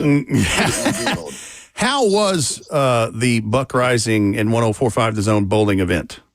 Man, it was real cool, dude. It was like, I'm going to tell you, man, like, our listeners, dog, on all 4 shows, man, us as a whole, Cumulus all together. Like, WTN was in the building, so Matt Murphy them came through after their show. Like, it was pretty dope, man. Pretty cool to see everybody come out, support each other, have fun, get the conversations going. And then, shout out to the Raw Room. They came through. We had our annual side-by-side booth, where we got our little $1 bets in and, on each frame, having a good time. It ain't right going if it ain't a hustle going on somehow. So I had to get our hustle in a little bit. But that was fun. And then, to cap it all off, man, the last time we did that was at King's Bowl. And, we had to I had to make a big toast for our guy, Coach Mack, man. You know what I mean? Hold it down and send that off the right way, keep that going. So we're about, who's counting about 15, 20 shots, passed around. And, what I mean, with the big toast, and send it off the right way, man. And then it ended, Gordy, with us in the parking lot, having conversations. Oh, the after party. The after party, yeah. The after party, yeah. So it was real cool, man. Everybody got home safe. It was some good conversation, good laughter. So it was needed. Man. We had Babs Dawn Davenport, your co-host on 3HL, on in the 8 o'clock hour, and she mentioned that because of the exorbitant price of hotel rooms in Tampa, the site of next week's SEC Media Days, you will be joining all of your team members, including Joseph Bonanno, in an Airbnb in Tampa. And then she mentioned that you have nights that Zeph will cook for you guys, because he is very capable of doing that. And then she mentioned an event called Family Night at the Strip Club. I need some exclamation on that. I need some explanation, please. Happy he is. Savage. This is, sometimes you got to welcome the man the right way, Savage. And if you're going to have family night, see, what people got to understand is down there in Ybor City, you got to know, man, that the Gentleman's Club, we ain't going to call it a strip club. The Gentleman's Club also has a steakhouse, a premier steakhouse in it as well. So during family night, we're going to go out and get us a good meal, watch some good entertainment, hopefully. And then, do a charity event as far as like tossing the $1 bill, seeing how far they can go, and if they can meet or greet any of the entertainers. The charity event? Okay. Yeah. We got to donate. Going. It'll be a good time, man. Everybody got to eat. Everybody got to eat. Everybody got to eat. Everybody been saying that, man. Everybody got to eat. Everybody loves everybody, and everybody got to eat. I'm just trying to carry it on, man. I cannot believe how I actually prefer the name Family Night more than anything. It just makes sense. And Babs will need to be there, is all I'm telling you. Like, make sure that she does not escape at any point in time, and you keep her with you. And tell Brent, my only admission is, stay here, open your eyes, and enjoy yourself, Brenton. That's all I want to hear. Yeah. Listen, I'm going with the great philosopher and coach Mike Tomlin on this one. Cut your eyelids off on this one, y'all. We ain't blinking. We're gonna have a ball. Ain't no blink. I catch you blinking, that's a chop to the throat. That's all I'm saying. That's it. That's it, man. Yeah, you also got to know, man, when we go on these trips, man, it's always cool, but, I'm always the protector. I always got to keep an eye on Babsy. You know what I mean?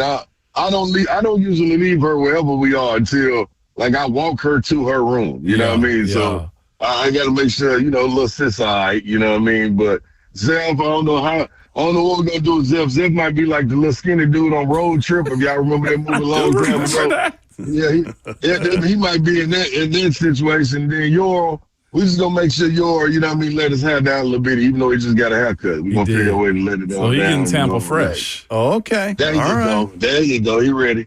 What are you looking? There's storylines galore every time SEC Media Days cranks up, especially on the cusp of football starting. What's a storyline you're paying attention to that you're interested in? You want to hear what the latest is about? Oh, I thought you was talking about, how far down they come on the pole and go back up. I thought you, okay, now here we go. I've moved on. I've moved on from family night. Hey,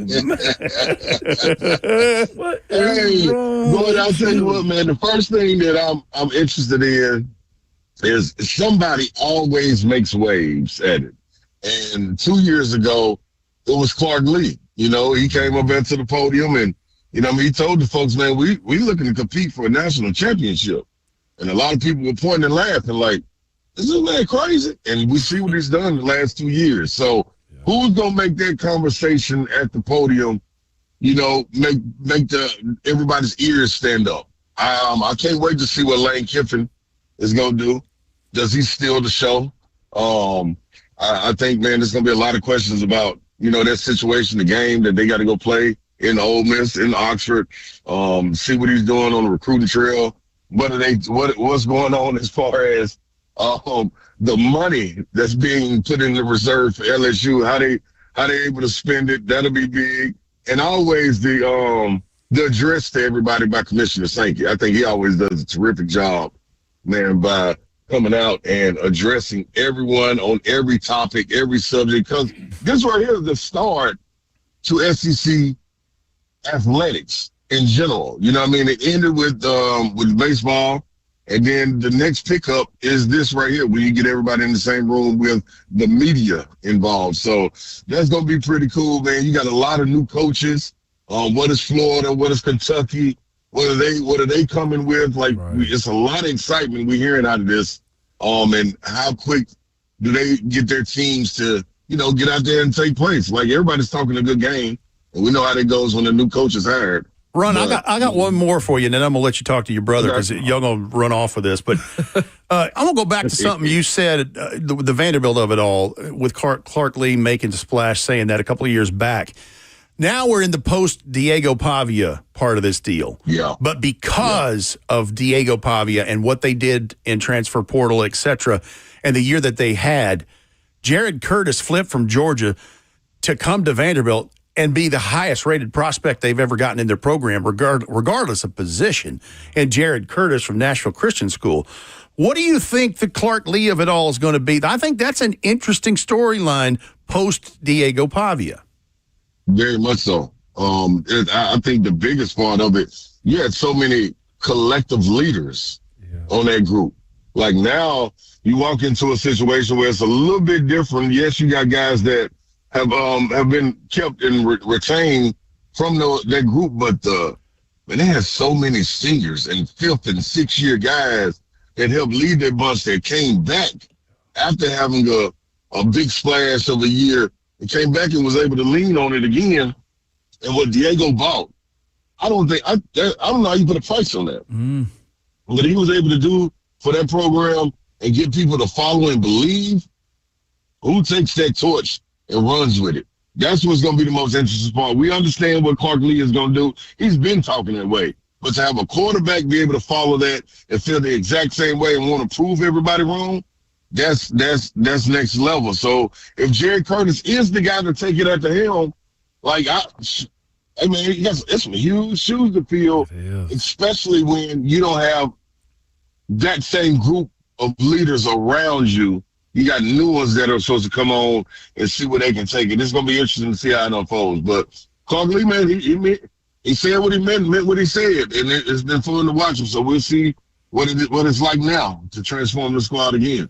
Man, Ron, it's plenty of coaches in the SEC that's got that type of pressure on them. Like, It's not a given that Lane Kiffin is going to, even though they spent tons of money this offseason on all coaches, okay, and players, but there's no guarantee that he's going to win it all or win the SEC because the quarterback position is so finicky when you look at it. You look at the Vols in their situation. You look at Vanderbilt with the quarterback situation as well.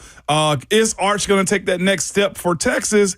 And then on top of that, you say to yourself, of all of these teams, we are in an era, Savage, is where I'm getting to. We're not even mentioning Alabama top of mind anymore. Yeah. Caleb DeBoer and his quarterback situation are just a job that he's got to get done in Tuscaloosa. Savage, how do you view the brand, which is still elite, but how do you view the brand of Alabama football right now?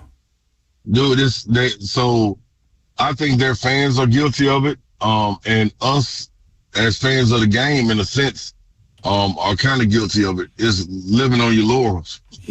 Like at some point, you got to go out there and show who you are. It's not just about the name leading you into battle. Now, the soldiers are the ones got to walk in there. Yeah, that's cool that you dressed in that, and then we know what it is. We know the weight it carries, but you got to go out and perform. And that big body's on your back, man, that target. And if he's not with it, then guess what? I don't think they got a problem, or they waiting to run them off. It's always hard. You always say it all the time. It's always difficult to fill the guy's shoes. You usually want to be the guy after the guy that tries to fill the guy's shoes. And the Bulls right there in that situation, man, where he has the support. You know what I mean? You got to have guys step up. I think the other part is when we start talking about retention, this is the first time we ain't seen Alabama be able to retain guys. Guys are bolted.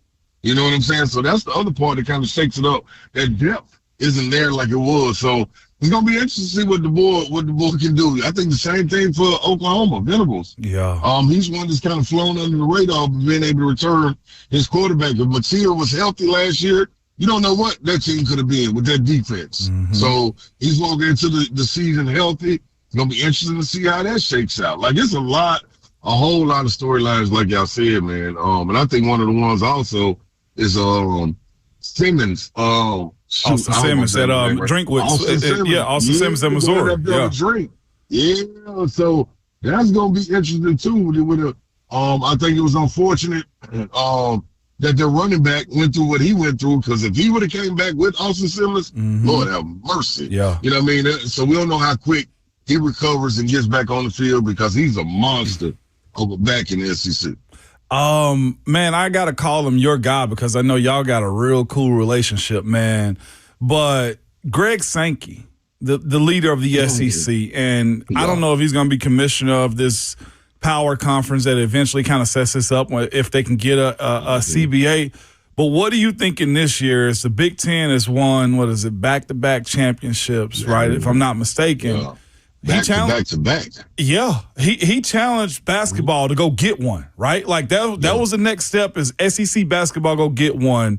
Florida did that recently as well. So my question is, what do you think this year's messaging is from a guy like Sankey, and how does he address the CBA potentially? Or is the SEC, I know quality is still tier 1, but that championship needs to come back. So how does he address that, you think? Yeah, I think the coldest thing about Greg Sankey, man, Commissioner Sankey, is he don't sugarcoat it. Yeah.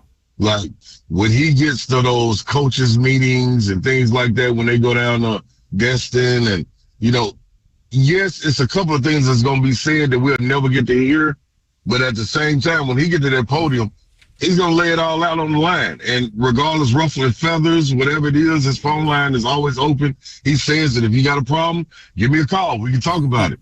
So we're going to know exactly what the what the expectations are of the SEC as a whole. And he holds these guys to a high level, man. Yes, and you got to be able to reach it. You know what I'm saying? And he ain't got no problem with calling them out. So I know one thing for sure. Whatever was being said in Destin, we'll know once he gets on that podium, and we'll know what to expect when he sets the tone for the rest of the athletic calendar going forward in all sports. You know what I'm saying? So, yes, I think, everybody knows football pays the bills. Ain't no ifs, ands, or buts, especially in the Southeastern Conference. you got to be able to come with it. And he's gonna push them. So somebody gonna have to answer. But I also will say too, you do have those coaches that when you look back on it 10 to 15 years ago, you had coaches that were in it that love to be challenged like that. Yeah. We're gonna see this new crop of coaches coming in, almost similar to what happened in basketball when you had to have a turnover in coaches and the coaches started to match the talent. You got young coaches coming in.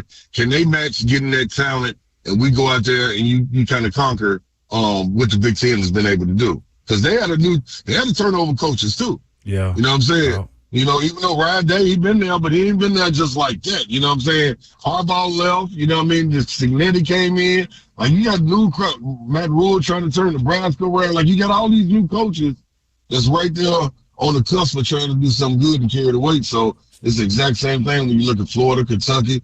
Bama got to step his game up in South Carolina. Like, all these people got to answer the bell, Savage. It ain't no sitting back on your hands and waiting on the bell to ring. You better go answer. Yeah, I'll tell you somebody that's answering one on the court and in the scheduling is it's just been announced about an hour ago. Tennessee men's basketball and Michigan State announced the home-and-home series that'll begin in the 27-28 season. 2 legendary coaches, man, Tom Izzo and Coach Barnes both. But that game starts next year, November 17th at Food City Center.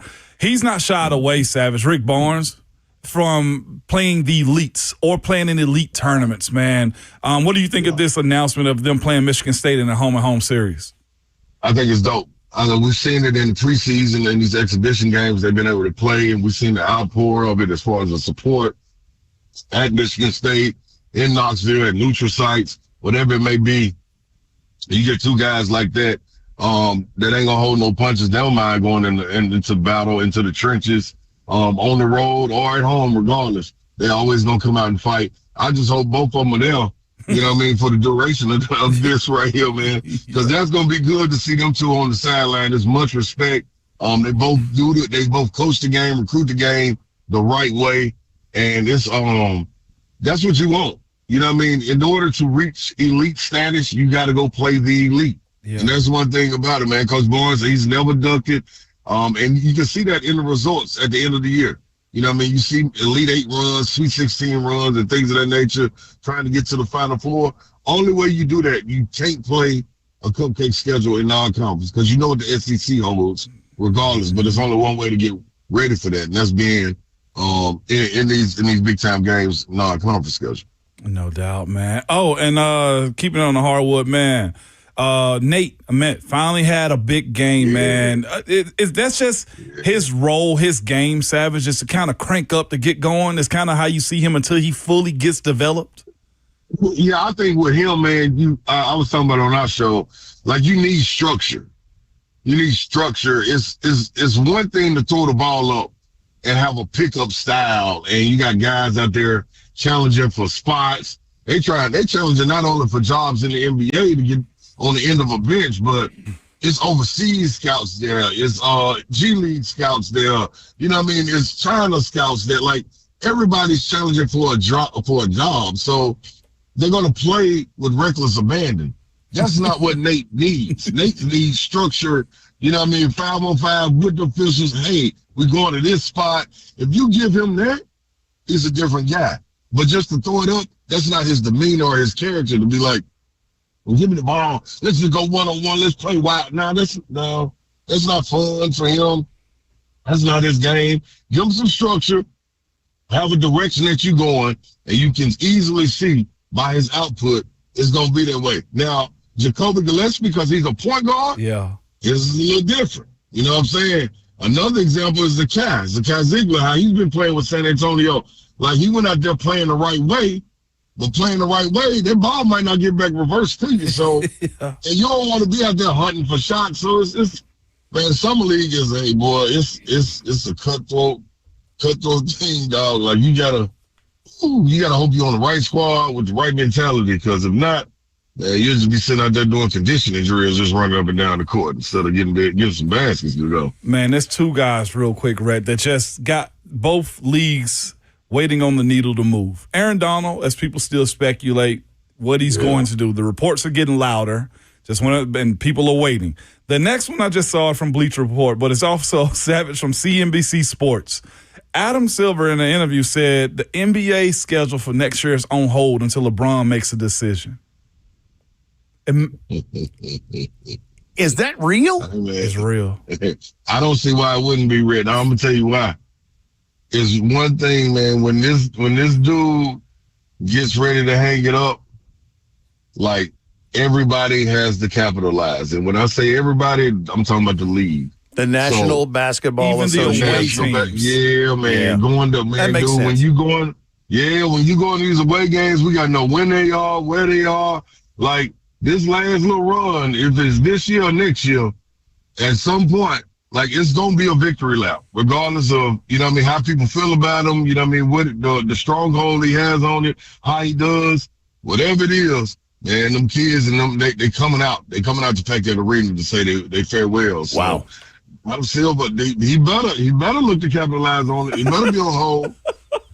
Shoot. That's crazy. That's all I had. Like, is when you're him and when these kids be on the football field, basketball, I'm him. No.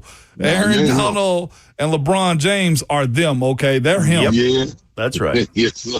Yes, sir. Both of them had them jackets on after they done, too. They will. First battle. Big Slay, thanks for dropping in this morning. Appreciate it, Always Savage. appreciate it. baby. Already. See you, man. Y'all be safe. All right. Love See ya. y'all. Reline, love you too, dog. Man. Schedule release. One person. I saw where he hadn't decided and it's going to take a while. Like, that doesn't surprise me because that's what this has been the whole time. You know, the decision and all that stuff years ago. But the whole damn league? He says, and this is his Wow. quote, we have to finish up the schedule, and where LeBron plays affects the schedule. Opening week, Christmas, so I need him to make a decision. Adam Silver. How about that? The commissioner of the league is imploring. No one man To the star should have player. all that power. That's wild. That's crazy. You know what we got to do? We got to finish up this schedule of Ramon and Will, a Friday edition on 104.5 The Zone next.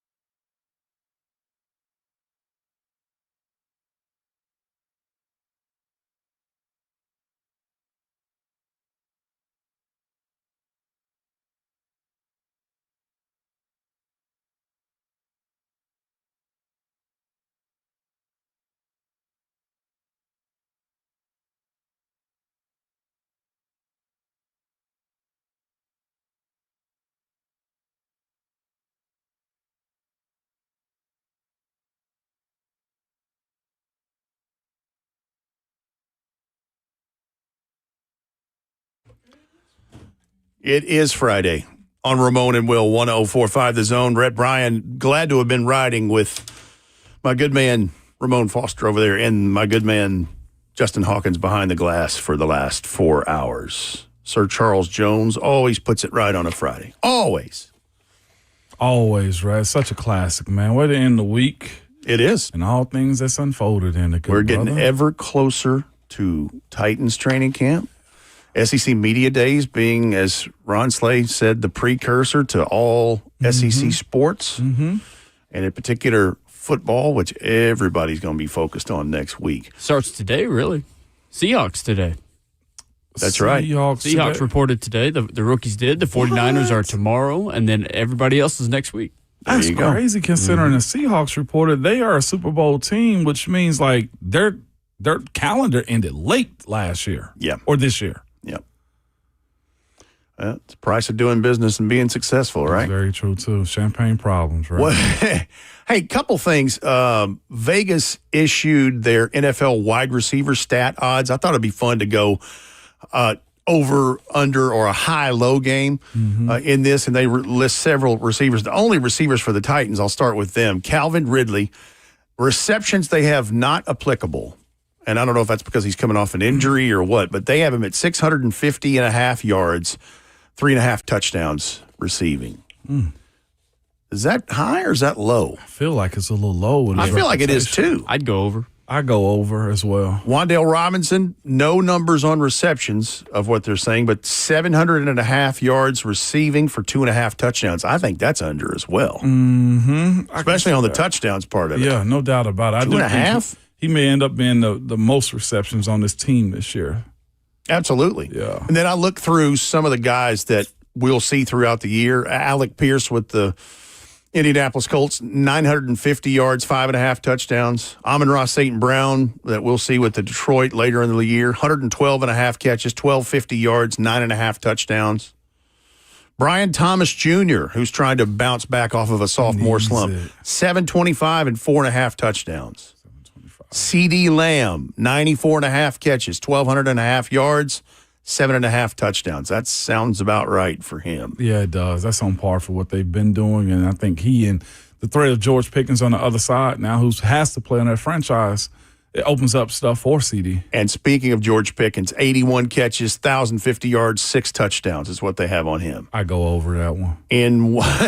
Well, because of the big playability. Yes. Garrett Wilson we'll see in week 1 at Nissan Stadium with the New York Jets.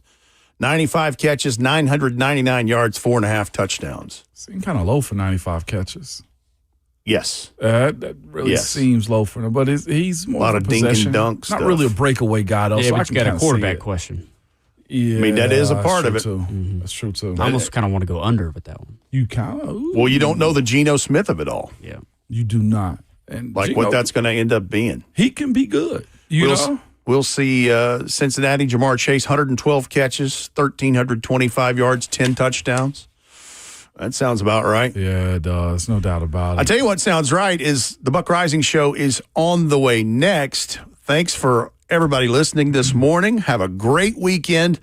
And Biggie has his words of advice for you all. No doubt, man. Good people, man. Reach out to your people. Call your folks, man. You just never know what somebody's going through. Check on your older folks. It is a hot summer. Make sure they are fine, cooled off, or if they need some nourishment, go take care of them, man. Have a random conversation with somebody. Buy a drink if you can afford and sit down and talk to one another. We're more alike than we are apart, no matter what they say, and we know who all of they are. And ELE, everybody, man.